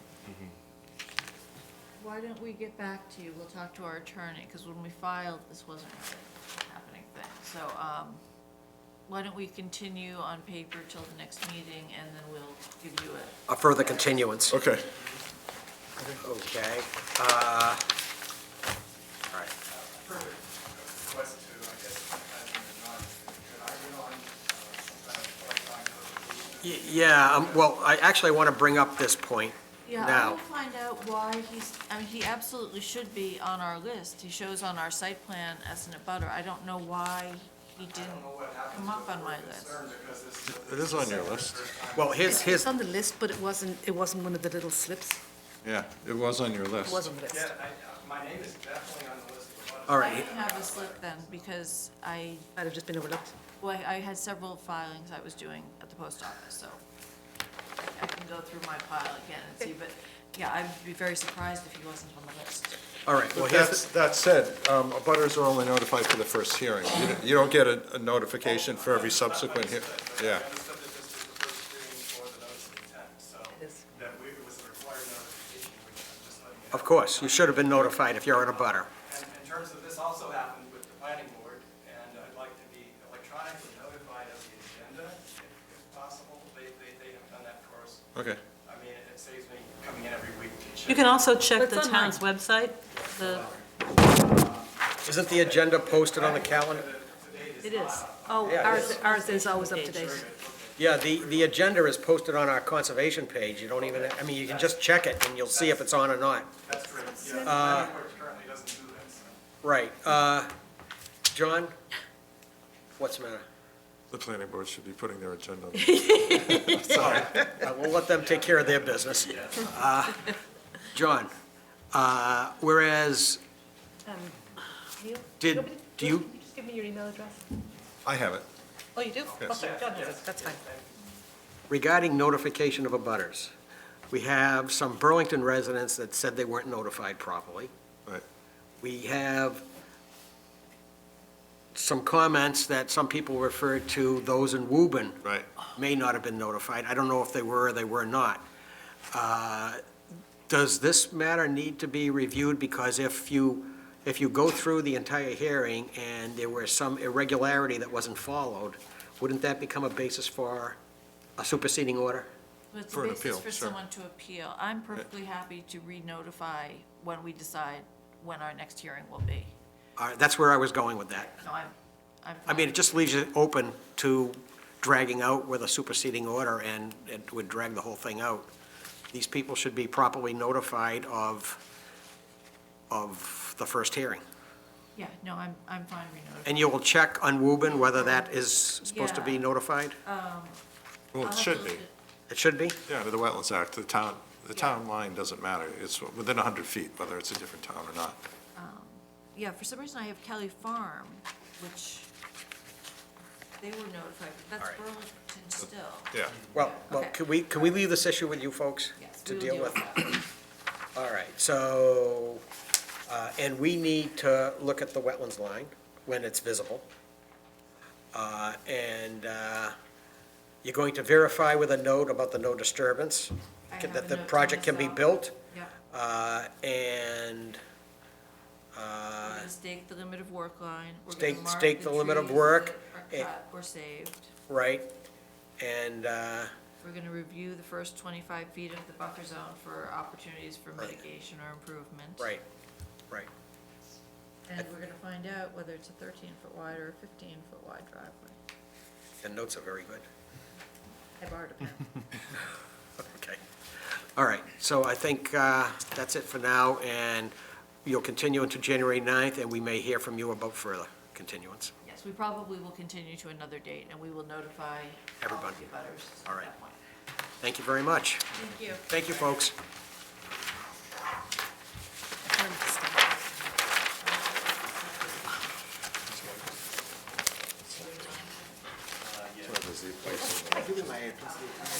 I've spoken to you because I was at your site, so don't I have your, can you write it down?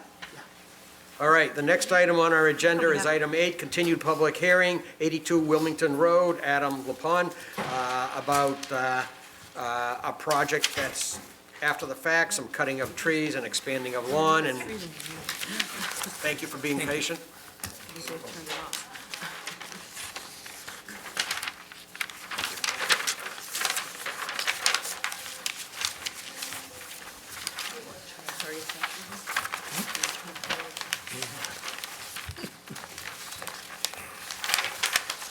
Good evening. My name's Maureen Harold from Norris Environmental Services. Here with me tonight is Adam Rapon. So at the last conservation hearing meeting, the commission made a few requests, a few revisions to the plan. One of those was to increase the number of plantings. So what we are now proposing 8 trees and 8 shrubs. Mr. Cayley suggested eliminating the seed mix within the restoration area, and we also eliminated the stump grinding within the restoration area. And we also had a request to permanently mark that 40-foot restoration area. So we revised the plan to show a chain link fence around there. So there'll be no confusion as to where that starts. In addition, the commission requested an alternative analysis for the work in the riverfront area, and that's also been provided. Right, okay, we saw that. All right, comments from John or Eileen? Eileen, you have comments? Anything further required, or are we in a good No, position? as usual, Maureen said exactly what I was going to say. They provided everything you asked for. They provided a beefed-up alternatives analysis. They are enclosing that 40 feet so that it'll be allowed to be just gradually restored. It's not an ideal situation. It's not, it was unfortunate that trees were taken down, and 40 feet isn't very much, but given the fact that there's, if we had required him to restore the whole 100 feet, he would basically have no lawn at all, which was what his goal was in the first place. And other properties nearby, they all have lawns, so it wouldn't be reasonable to expect that. Okay. So I think that 40 foot is probably a reasonable compromise. Okay, very good. Let's see if there's any residual comments, and see if anyone's here from the neighborhood. Indra, anything further? No. Gail, anything further? No, thanks for, now you know what to do, but thanks for, making accommodations. Bill, anything further? No, nothing further. John, anything further? Yeah, I also want to thank you for sorting these things out. All right, yeah, I appreciate your cooperation as well. Okay. Anyone in the audience for 82 Wilmington Road, the project? No. So what we'll do is we have some draft documents. We first review them. If you have questions after the fact, you can always call the staff and ask questions if you need any further clarification. So we'll review it and vote, and you folks will be on your way. Okay, the proposed project consists of construction of a 21 by 25 foot addition and a 10 by 24 foot deck to an existing house at 82 Wilmington Road, and the restoration of conditions following unauthorized tree cutting in the inner riparian riverfront. The proposed work would be within the riverfront area to the Ipswich River. The applicant submitted an RDA. In September, became apparent that he had cut 22 mature trees. Stumps were still present. The commission at that time issued a positive determination, and the applicant filed a notice of intent subsequently, assisted by Norse. The wetland values and areas subject to protection. The proposed work was within the riverfront area and buffer zone to bank. Tree planting will occur within 40 feet of the bank, and clearing will occur within the inner riparian RFA. We know that work occurring within close proximity to resource areas can generate adverse impacts, and the location is shown in the reference plans.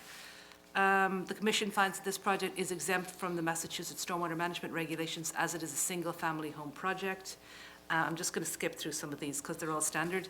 Then, under the findings, which is at the bottom of page 2. The Commission required that 8 native trees and 8 native shrubs be planted as riverfront area restoration. Species and locations shall be per the approved landscaping plan.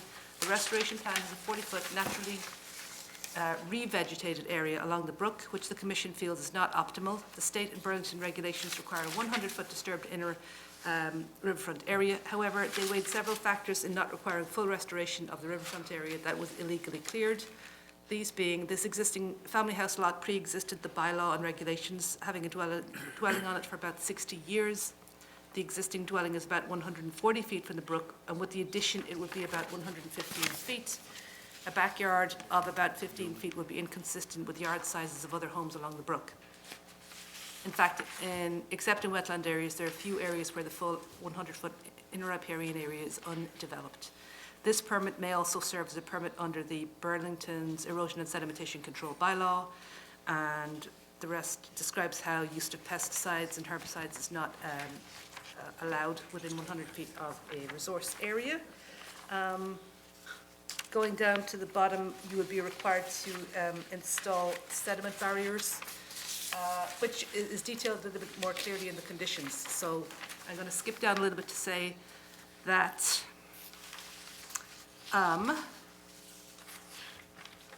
sorry, I'm on the bylaw right now. I'm sorry, I was taking too long. I forgot it's an order rather than an RDA. We're proposing a bond in the amount of $2,000 for this project. No work involving excavating, altering, or changing will be allowed until sediment barriers and erosion controls have been properly installed. And if you fail to do so, you may be liable to a fine. A strip within 40 feet of the stream bank shall be allowed to revert to natural vegetation. A fence shall be installed 40 feet from the bank. 8 native trees and 8 native shrubs shall be planted, and the area shall be otherwise left natural in perpetuity. And the order, which is the other piece of paper that John gave you, the first several conditions are administrative conditions that are standard. So I'm just going to skip that first page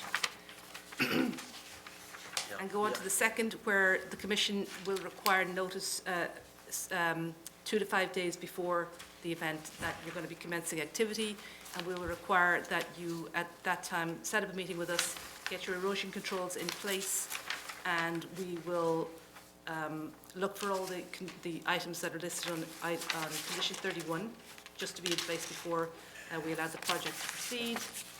The erosion controls shall be installed per the reference plan, including along a 50-foot stretch of Alcine Lane closest to the excavation work. The Commission staff may determine if additional controls are required. Materials shall not be stockpiled within 40 feet of the stream or street. No dewatering permitted on this site unless the Commission has received and approved a dewatering plan. Keep the roadways clear daily. No grading shall be permitted without first filing a written request with the Conservation Commission, clear any debris that falls into the wetlands. The next ones are standard ones about spillages, which wouldn't be expected here, and if you were on the site, no pesticides, herbicides, fungicides within 100 feet of the stream. That's going to be a perpetual condition. Rooftop runoff from the proposed addition shall be infiltrated on-site in a dry well as shown in the approved plan. And then there will be a condition that's going to be noted on the certificate of compliance about maintaining that 40-foot area in perpetuity, and no stump grinding shall occur within the 40-foot restoration area. No temporary occupancy shall occur prior to this, the chain link fence being installed in place. No invasive species shall be planted within the riverfront area, and that's going to be a perpetual condition as well. And then the last one is just the items that are required for a certificate of compliance at the end of the project. Okay, any comments from the commission? Do you have any comments at all? I mean, you don't, It's a lot to take in. it's a lot to take in, and you can always call the office after the fact, too, for further clarification. I draw your attention to number 37, no grading. We're not talking about 2 or 3 inches of topsoil to smooth out and plant grass somewhere.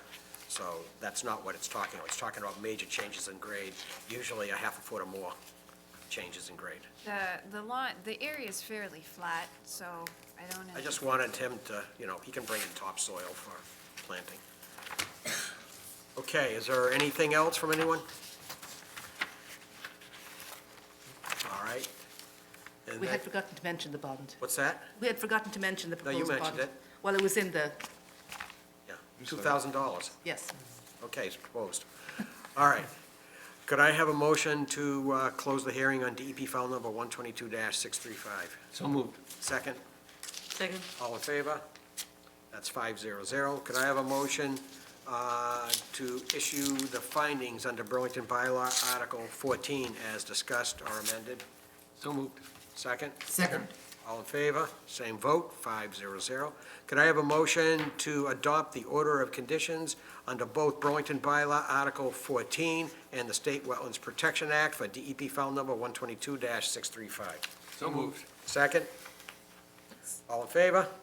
Same vote, 500.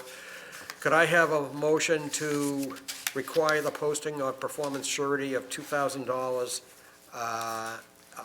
under Burlington Bylaw Article 14? So moved. Okay, second? Second. Any discussion?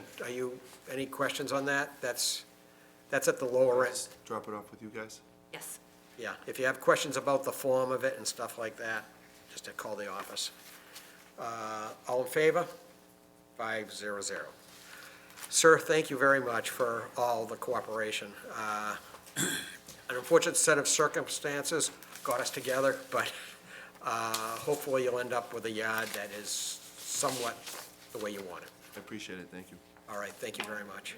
Who should we send the order to you or to Adam? Send it to Adam. Do you guys have school tomorrow? Oh, yes, thank you. You can leave anytime you We want. have more of this for 2 more hours. It's more of the same for a couple more hours, so like. Isn't it getting close to your bedtime? You can answer if you I want. hope you got your homework done. Okay.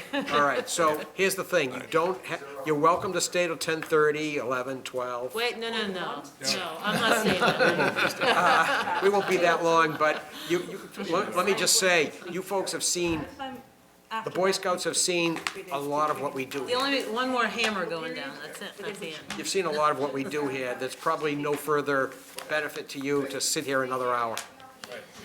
Okay? Thank you. Thanks for visiting. Come back anytime. I hope you learned something. Mind if I take pictures with you? I'd love that. Oh, that would be wonderful. Sure. Just prove you were here. Yeah. And they are supposed to do pledge of allegiance, they didn't do, I'm not. We don't normally We do don't do that. that. Some boards do, some boards don't. Okay, that's fine. Okay. There's also. Take a picture too then. All right, so here, you folks are gonna be right here. I would have to take a knee. Okay, stand I have to right take a here. knee. I'd leave the room. Yeah. All right, get one, Bill, wanna get these two Why don't you folks? guys get, Okay, everybody take a step to the right. This way. Gail, you need the panorama. Do the panorama. Wide shot. Cheese. Yeah. Burger. Oh, he's gonna- So does that mean I can run to the other side and be both ends? Probably. Thank you so much. Okay, thank you. Thanks for visiting, guys. Thank you. Thanks, guys. All right. Nice to have you here. Have a good day tomorrow. You can bring those plans with you. I think they're all yours. Okay. All right, that was, Oh, sorry. that's fun. I'm feeling very cold here. Beaver Brook. Okay. Heat here? All right.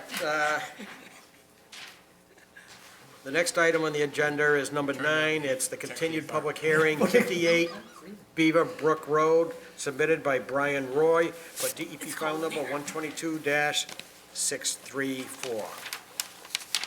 How you doing? Good, how are you? Good. For the record, Stephen Dresser, Dresser Williams and Way, representing Brian Roy in the matter before you. This is a continued public hearing at 58 Beaver Brook Road.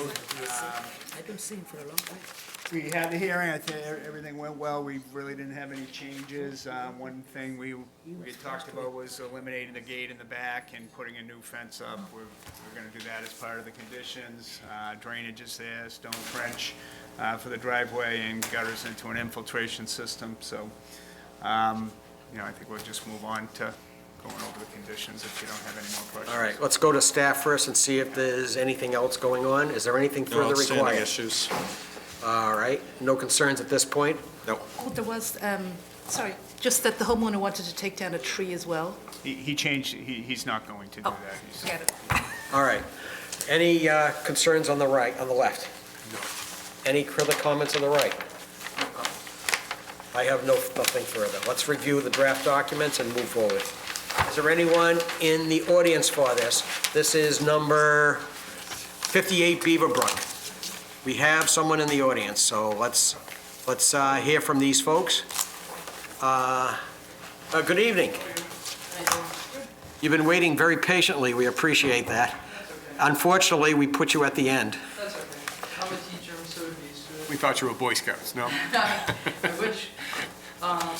Should state your name and location for the record. Leslie, so 62 Beaver Brook Road. Sure. So I'm really just coming before you guys because I'm a little concerned about if there's a change in the water table. We've had projects done at 60 Beaver Brook Road, 58 Beaver Brook Road, and 56 Beaver Brook Road. And every time there's been a project going, I end up with a foot of water in the basement because of the way the water table runs, and it sort of runs down. And after one of the last projects, like one area in the backyard continues to flood, especially if there's heavy rains or a lot of snow. So I went through the plans and read them to the best of my ability, but I just wanted to put that out there because it just seems that every time something happens, it floods. So I certainly understand. yeah, and I know the houses, they want to, if I understand it correctly, the existing house is going to shut down, and the house is going up, more water flow. And I'm not 100% confident that that's not going to be an issue.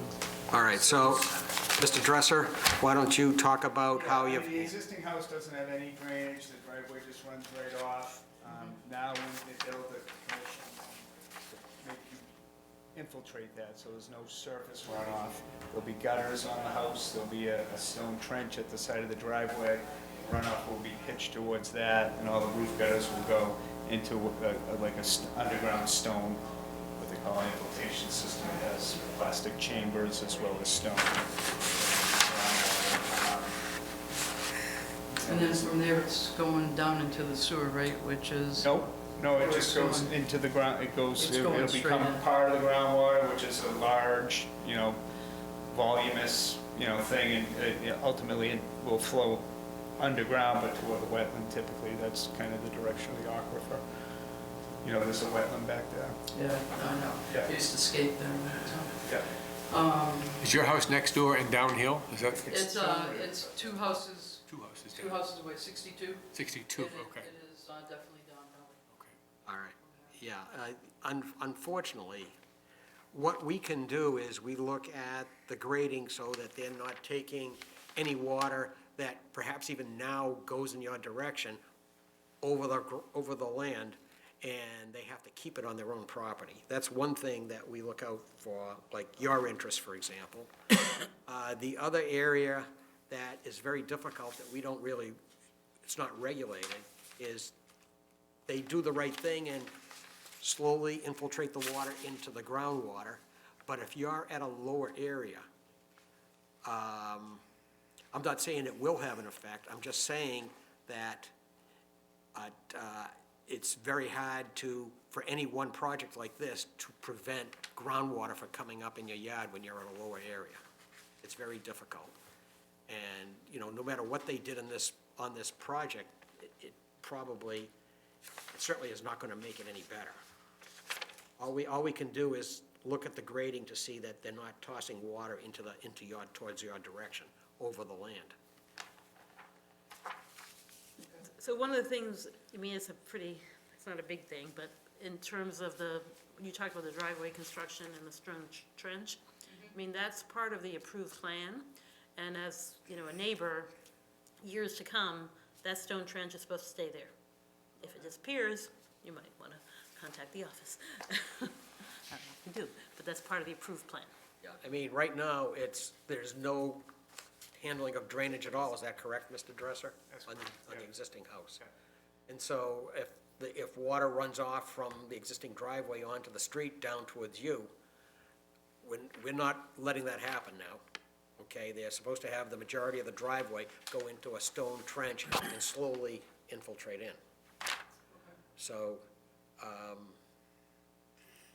if you have an existing problem, I don't think anything they're doing here is probably gonna correct it, probably. Yeah, I don't expect what they're doing to correct it, because, right now, it's on the back part of the land that borders the woods, so it's not as a big an issue. It's when it rises above a certain level that it comes into the cellar.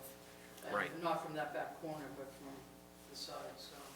Yeah, well, it's not a good situation when you are at the lowest level of all the houses and changes happening up gradient. It's not a good situation. I totally understand that. Sure, well, you ought to just give us your name so we have it for the record and where you live. I live in Beverly. She's actually my friend. Yes. Oh, it's good to have moral support. So, my concern is, you're placing the house, you're making it bigger, so therefore you assume you're going to be digging up, putting the foundation and changing actually the land itself. So any of that land that's going to be moved is going to displace the water further out, correct? That's how water works. There's less infiltration area, you're right. Right, exactly. The way that we compensate that is by putting gutters on. So we're actually not much bigger, even though it's gonna be a bigger, taller house. Right. The impervious area, the roof size, you can see the inside here. Okay, the gray, you see the gray, Yep. lighter one? Yep. That's the house now, it goes all the way out to here. So it's not a real significant increase, even though the bulk's gonna be bigger. The amount of impervious area is not gonna be bigger. So how they compensate, and you're right, because of water table and such, they are gonna bring up some grade, but it does flow that way now, but not as steep. But what we do is we put gutters on the house, okay, and they connect to this, and this is an underground trench. So this under the ground, so it will be piped into there, so it won't run off. So there'll be actually less water running this way, because none of the roof, now all the stuff that comes off the roof runs this way, we'll be catching all that. Then on the driveway, which just runs there now, we'll pitch it this way, and there's a stone trench on the side right here, so the driveway will come into that stone trench. And and that connects, and so instead of running off onto the road and down towards her house, it'll go into that stone and get piped again into this system. Right. I And think then her out to the concern wetland. is that you're displacing this water back into this area here, and that's gonna It's the raise same the thing top. there, where, you know, the backyard goes there now, we're catching we're even, you know, because the roof is in the middle, it pitches that way and goes off now. Right. So we're putting it into the ground, we're controlling it in there where it goes in slower than running it over the surface. Ultimately, it will end up in here because Correct, once it hits the ground, So you know, that like, is- groundwater's like a, you know, it's like a lake. Right, You right, put water into right, it, you know, so much of it, a little bit of water really doesn't change the groundwater. Right, until you have a real big storm. Yeah, even with that, it's so big. And what happens on these are sized for certain storms. I think this one was pretty good. I think it was like 5 inches. But after that, it can only hold so much, so it will go. You designed this stuff for 5 inches, a 5-inch storm in a 24-hour period? That is like a 30-year storm. Once in 30-year storm, he designed a fairly large system, is what he's saying, Except this happened to hold the water. So is this the largest that you can do? It's much larger than what many other homeowners get. We're actually under, like, the Massachusetts guidelines. The single houses are, we wouldn't really have to do this. They have some local regulations. Once you clear a certain amount of area, that they look for you to do something, but it's actually more than you would normally get. So after all this project, what if in fact the table is changed and she's getting more water and water into her house more than normal? What if her I mean, honestly, if I'm you're just sort getting of water guessing. now, you know, it's hard I'm to not, say. my basement's actually dry now. I mean, I have a sump pump in case I need it, but Yeah, but how about in the spring? Do you get water in the spring? no, not in the house. Okay, do you have But in that back- do you have a French drain around part of your property? That's a good question. Because if you have a sump, I know, my father did something, but to be honest with you, I don't know exactly what he did. Yeah. I can't ask him because he's gone. So, But it appears to be working, whatever he yeah, did. that it appears to be working, and the basement does stay dry. So after you had said that you had other projects near you and you got a foot of water in your basement. Right, no, and then the end result was, And then you fixed they, it, then you put the sump pump in. yeah, right, did the Yeah. thing around. Yeah. what some folks have done is they've put a French drain inside leading to the sump, so it keeps like, you know, a larger area. I mean, I have one in my house and stuff like that. It's unfortunate that you have to do that, but sometimes the situation Then demands. that's a cost to her. If nothing's happening right now, then, but if, because of this project or any projects, because everyone in Burlington is building these. You know why that is? Because it's so difficult to prove that the water that you're getting came from any specific owner or project. It's very difficult. Not unless the project happens, and then all of a sudden you're getting water. Yeah, I don't, that's a legal matter. I just can't speak to that, but it's very difficult. Honestly, it's not my, I've been doing this for 32 years, it's not my experience that happens in this type of project. I'll give you the developer's phone number, he couldn't be here because he's on vacation. Okay. And maybe you can That talk would to be him and helpful. put your case a little bit. All right. All right, thank you for coming up to I'm speak. just gonna grab my phone so I can give him the number. Sure, go ahead.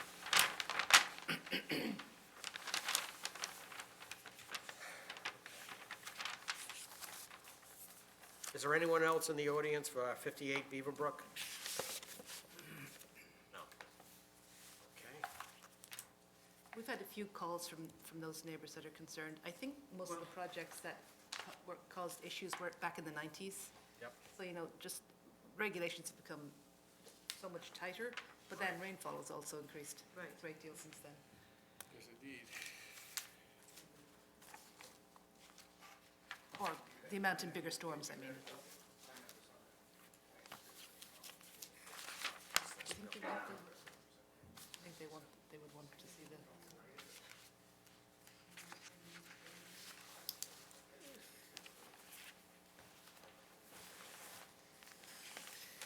Oh, yeah, Brian did tell me he was going to be going on vacation tomorrow.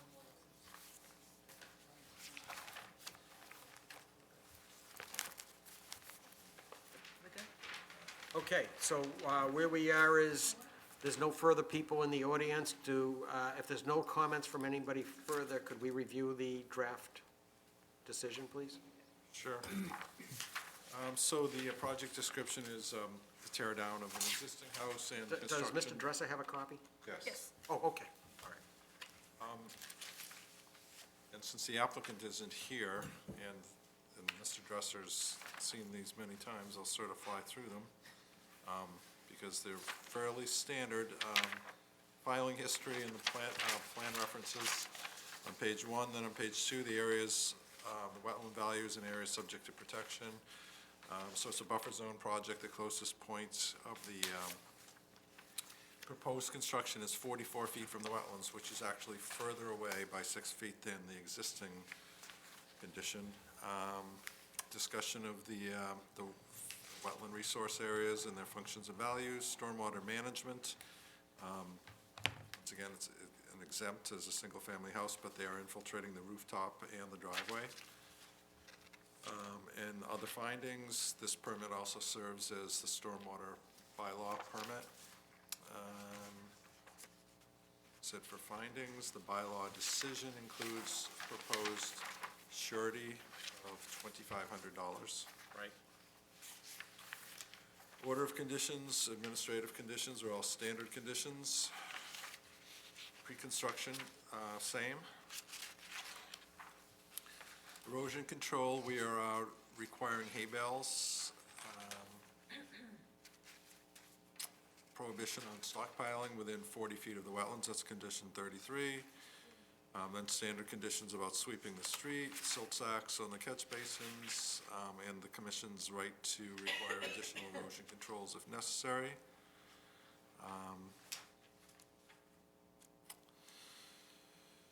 Standard conditions for filling and grading and pollution control conditions are standard. And then on page 4, the stormwater management, is a requirement to submit an O&M plan to the Conservation Commission for the infiltration units. That condition also requires the maintenance of the infiltrators by the property owners in perpetuity. Condition 46 is regarding the fence that's out there. So the existing fence, if removed, and I think we agreed it probably would be because of the condition, the new fence shall not have gates, and that demarcation be maintained in perpetuity and noted on the certificate of compliance. And the following condition is related. It just says that the area beyond that needs to be naturally vegetated and not maintained as a lawn or landscape, and that's also noted as being in perpetuity. Condition 48 is just a condition prohibiting any non-invasive plantings, preferably native plantings. And then the standard conditions about obtaining a certificate of compliance. Pretty Okay, any standard. questions by the commission? Mr. Dresser, any comments? I think you've seen this before. Yeah. All right. All right, if there's nothing further, could I have a motion to close the hearing on DP file number 122-634? So moved. Second? Second. All in favor? So I can make sure. 500. Could I have a motion to adopt the findings under Burlington Bylaw Article 14 for 122-634? So moved. Second? All in favor? Same vote, 500. Could I have a motion to adopt the order of conditions under Burlington Bylaw Article 14 and the State Wetlands Protection Act for 122-634? Second? Second. All in favor? Same vote, 500. And finally, could I have a motion to require the posting of a cash performance guarantee in the amount of $2,500 under Burlington Bylaw Article 14 for 122-634? So moved. Second? Second. All in favor? Same vote. Good luck with the project. Okay, next we have a continued public hearing, notice of intent, One Wheeler Road, U66 Corporation. It's to demolish an existing commercial building and redevelop the site and construct a new commercial building. It has a DEP file number 122-636.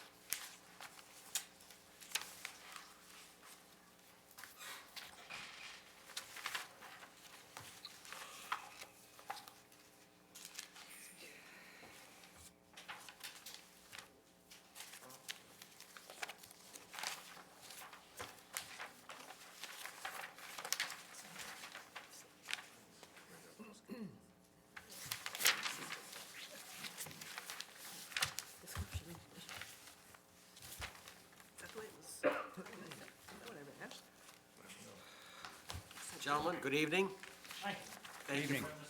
Thank you for waiting so long. No problem. Everyone so late. All right, so why don't you go through introductions and state whatever is new between the last filing and today.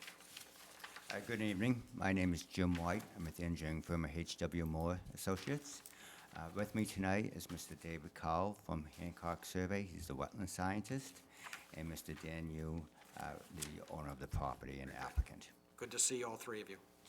Thank you. At the last, this project, as we discussed at the last hearing, includes the demolition of the existing building at the One River Road site and the construction of a new two-story building with associated parking and stormwater on the project site. As you all know, this site's been redeveloped several times over the past 30 or 40 years, and we're hoping that this project will be last longer than the others.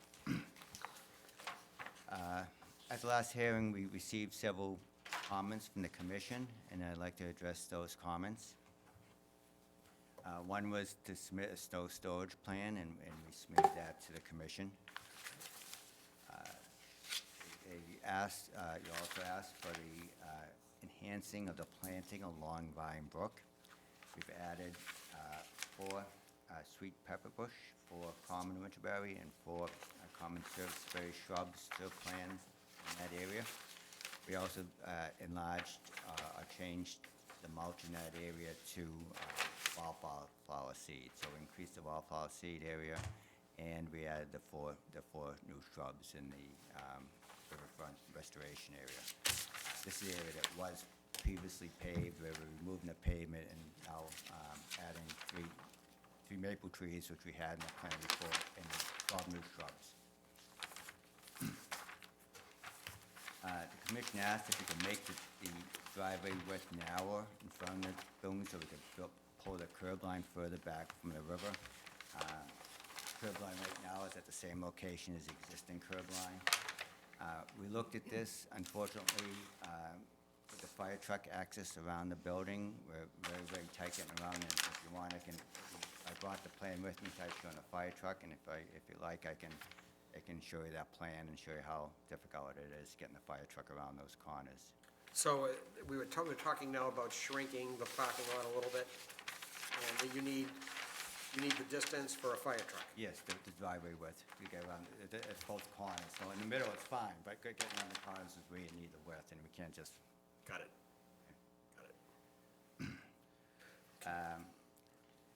You requested the applicant review the installation of solar panels on the roof, and the applicant will certainly do that. However, this may have up to 10 tenants, with 8 tenants, with each tenant having their own HVAC units on the roof, which will greatly reduce the area of the roof, so it's like the whole roof is going to be available for solar panels. So we'll have to see how those how the mechanic equipment lays out on the roof and how we can work on the solar panels, but that's something the owner will explore doing. Okay. Previously, we had the roof stormwater flowing through the water quality device, and we've taken that roof water now and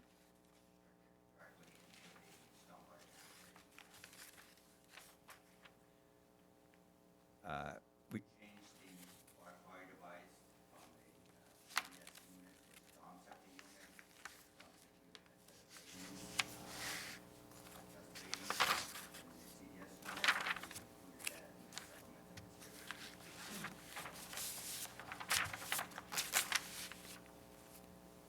So those are the questions the commission had. DEP also had 2 questions. One of them was the same, about providing a testing result for the water quality device, and we provide that information. And the other item was that we provide for separation between the bottom of the system and seasonal high groundwater, which we will be doing. So we responded to DEP with those 2 responses. All right.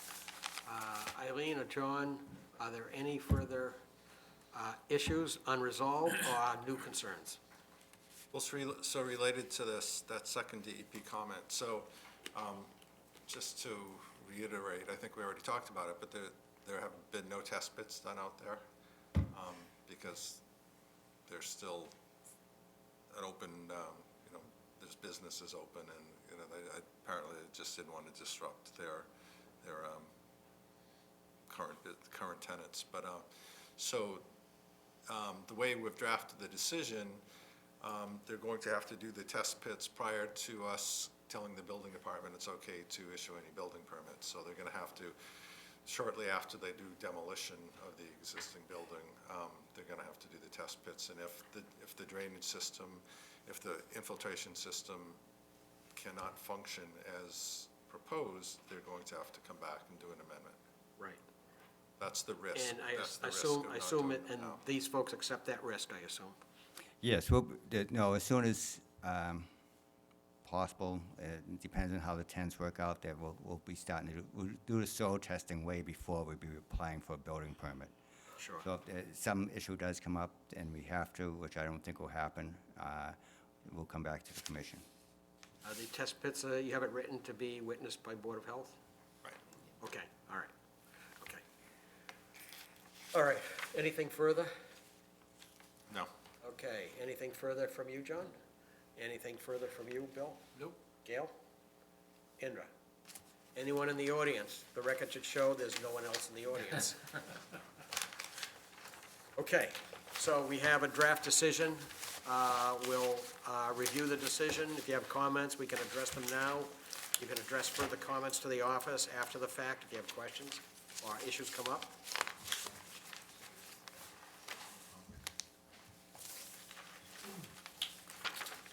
Okay, so the project description is the demolition of an existing commercial building and the construction of a new commercial retail building, including changes to the parking lot and landscaping. The work is within the riverfront area of Vine Brook and buffer zone to Bank and DVW. Discussion of the filing history. Page 2 of the findings is the plan documents and references. So some of the sheets were revised.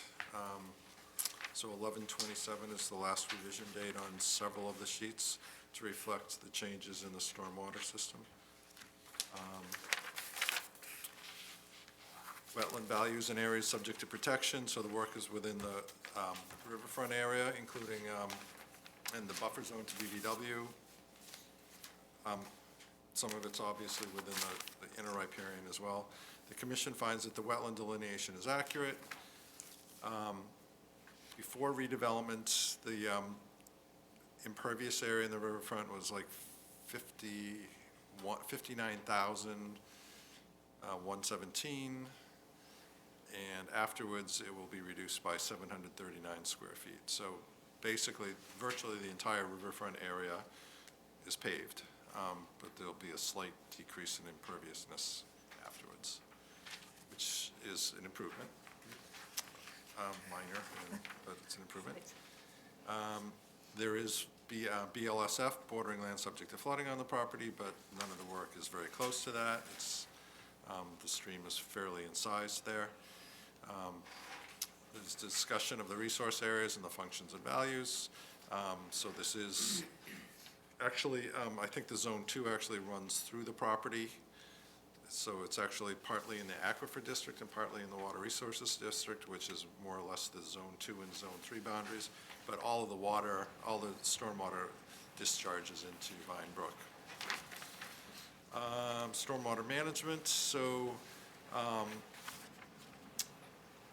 it's a redevelopment project that improves the existing conditions. The new design includes deep sump catch basins leading to 2 storm scepters and then to 2 infiltrators with isolator rows. These will replace catch basins that lead to holding tanks and then Vine Brook. So you're getting a high level of treatment. Because of the DEP comments, they upgraded this to storm scepters. Typically, you really only need in a Zone 2 in a critical area pre-treatment of 44% TSS removal. They'll be getting substantially more than that because of the DEP comments. There'll be no increase in the peak runoffs in the 2, 10, or 100-year storm events, There should be There's a decrease, obviously, because of the infiltration. The commission finds that the stormwater management design for the new building and parking lot meets the standards for redevelopment and meets the stormwater standards to the maximum extent practicable. Then we go through the 10 standards. And then the other findings are standard. The bylaw decision includes condition number 2, which is the proposed surety of $10,000. Then on to the order of conditions. The first page and a half, page 1 and half of page 2 are standard administrative conditions. Once again, the plan references have been updated with the newly revised plans. Pre-constructions conditions are standard, so we require pre-construction notification, pre-construction meeting, proof of the recording. The bond has to be submitted, whatnot. So that's all spelled out in those conditions. Starting with condition 31 of the erosion control conditions, which are fairly standard. Condition 33 is a requirement for weekly inspection reports. Yeah, I'll just interject here, at the request for certificate, we always look at whether the inspection reports were submitted. All right, so you don't want to not do that, because technically it could end up being a violation per report. So, I just want. So it's up to the applicant who does it. It could be your wetland scientist, it could be your PE, it doesn't really matter, but a professional has to do an inspection weekly and submit the reports to us. I understand that it would be subject to NIPD's construction general permit and stormwater protection plan, and that's fairly standardized in the NIPD's. So you can use the same, you can basically use the same one and just send it to us too. Okay, yeah. Okay, Right, that's fine. common practice. Yep, okay. All right. Condition 35 is a prohibition on dewatering without an approved dewatering plan. Condition 36 is a prohibition on stockpiling within 100 feet of the stream unless it's covered and encircled with hay bales. 37 is sweeping the streets, catch basin protection, and 39 is the right to require additional erosion controls. 40 is a prohibition on any filling beyond what's shown on the plan. Starting with 41 are the pollution control conditions. These are all standard.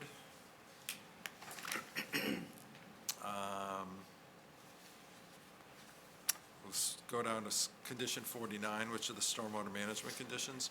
49, test pits shall be excavated prior to construction to ascertain soil conditions and groundwater elevations, and the results provided to the Conservation Department. Test pits shall be overseen by the Board of Health. If changes need to be made to the stormwater management system because of soil pit results, test pit results, the Conservation Department will not sign off on building permit application until the commission has approved the new design. And so if it's a substantial design, it would probably be an amendment to the order. If it's something minor, the commission could do it as a minor engineering change. It will really depend how substantial you have to change your design. 50 requires the installation of the stormwater structures being witnessed by a PE and signed off by a PE. 51 is a requirement for the system to be maintained per the O&M plan, and that's a perpetual condition. 52 is a landscape condition. So basically, it's just saying it has to be planted per the submitted landscaping plan. And plants that don't make it will have to be, within the first 2 growing seasons, need to be replaced. 53 is kind of a standard condition prohibiting the planting of invasive species. 54 is a standard condition about the use of toxic chemicals within 100 feet of Vine Brook. 55 is a standard condition about the prohibition of sodium chloride close to Vine Brook. 56 is just about bringing in clean fill if necessary, and 57, keeping the site clear of trash and in good condition, and 58 is the steps you need to take to achieve a certificate of compliance. I just have a question, and I'm sorry, I didn't notice this before. Is it D on this plan, is that the dumpster? on the A D on the plan? D, that's dumpster. Is there any way to pull it out of the 100-foot riverfront? Like, I mean, it's right along the back edge there.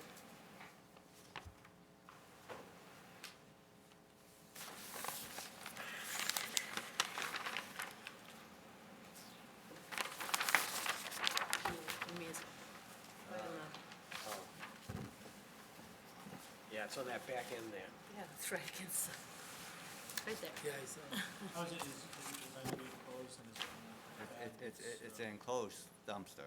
Yeah, I know, but Right, I know. oftentimes when you go, especially retail places, there's like, they can't fit everything in the dumpster, there's boxes and stuff that are, you know, on the ground next to it, and. Right, right. And I would think the concern would be things. Right, exactly, yeah, we see that a lot.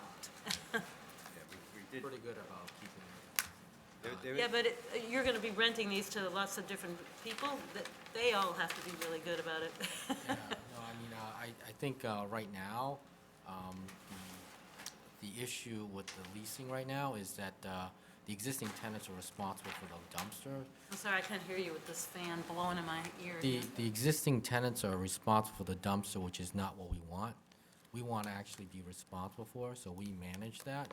That Yeah. way, we keep it all, everything's enclosed and nothing is blowing around.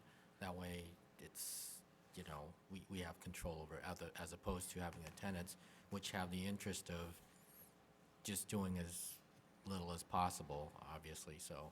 And we've been moving towards a lot of the operational stuff to our making sure that things are taken care of, as opposed to having the tenants make sure that they're taken care of. So that would be, think of the property where the CVS relocated, and each store having its own dumpster behind there. Yeah. And so this is certainly a good idea. If there's only one dumpster and all the tenants have to Right. use it, and the landlord is Yeah, I wouldn't want responsible more than for it, one, yeah, okay. I mean, that's It's a a great better idea. arrangement. So should, It's a really good I arrangement. didn't see a condition about, you know, kind of removing trash from, 57. was in there? Yeah. Not from existing trash, I mean trash, Get clean? yeah, well, it's there? Yeah. Okay, all right. Yeah, I mean, during construction, sometimes trash accumulates. I mean, If once you- it's- If you can take some care to There is have the some- contractor police the trash and get it before it goes into Vine Brook, I would really appreciate it very much. And once you're in business too. And once you're in business, Absolutely. No, definitely. I mean, that's the whole reason why we're doing this project is, it's not to get Yeah. more density, more square footage. It's all about visibility and upgrading the whole site to, you know, make it better. understood. Gail, would you just like me to add just the words "once operational" or something to make Yeah, that just a tiny bit clearer? That it's Well, not just during either way, I construction? mean, I see, you know, I missed it, it's in bold on 57, I see. But if you think that's, I think it's okay as it is, I mean, so it does have a condition here that the site's. All right. If it reassures the commission, you can always add in perpetuity. It's ongoing housekeeping. Good suggestion, sir. That's- Right. Okay.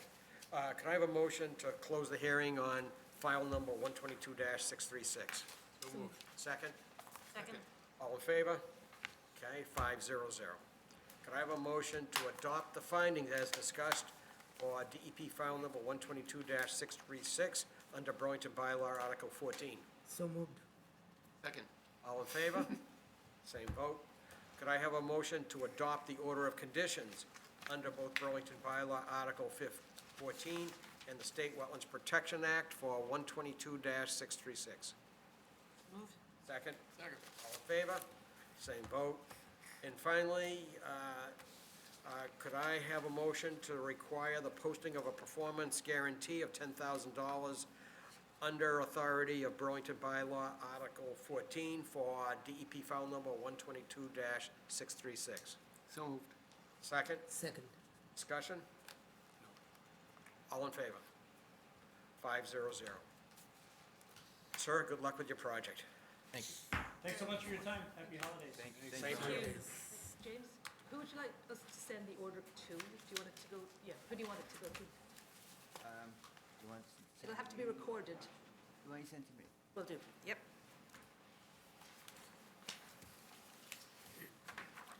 Okay, we have signatures coming. in a moment. All right, so next, we have a good evening. Thank you, bye-bye. Thank you, you too. Okay, next is planning board comments. Do we have anything to say about any of the projects, They're already done with, I think, all of these. except 108?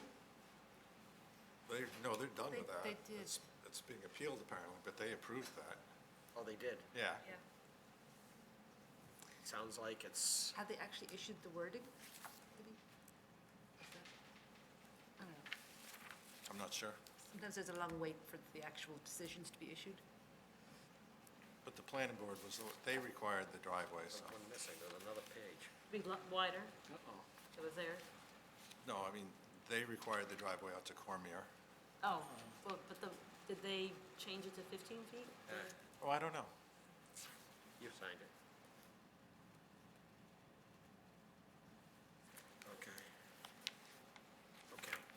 Okay, 2 pages. All right, subcommittee and staff reports. Do we have anything coming up for January town meeting?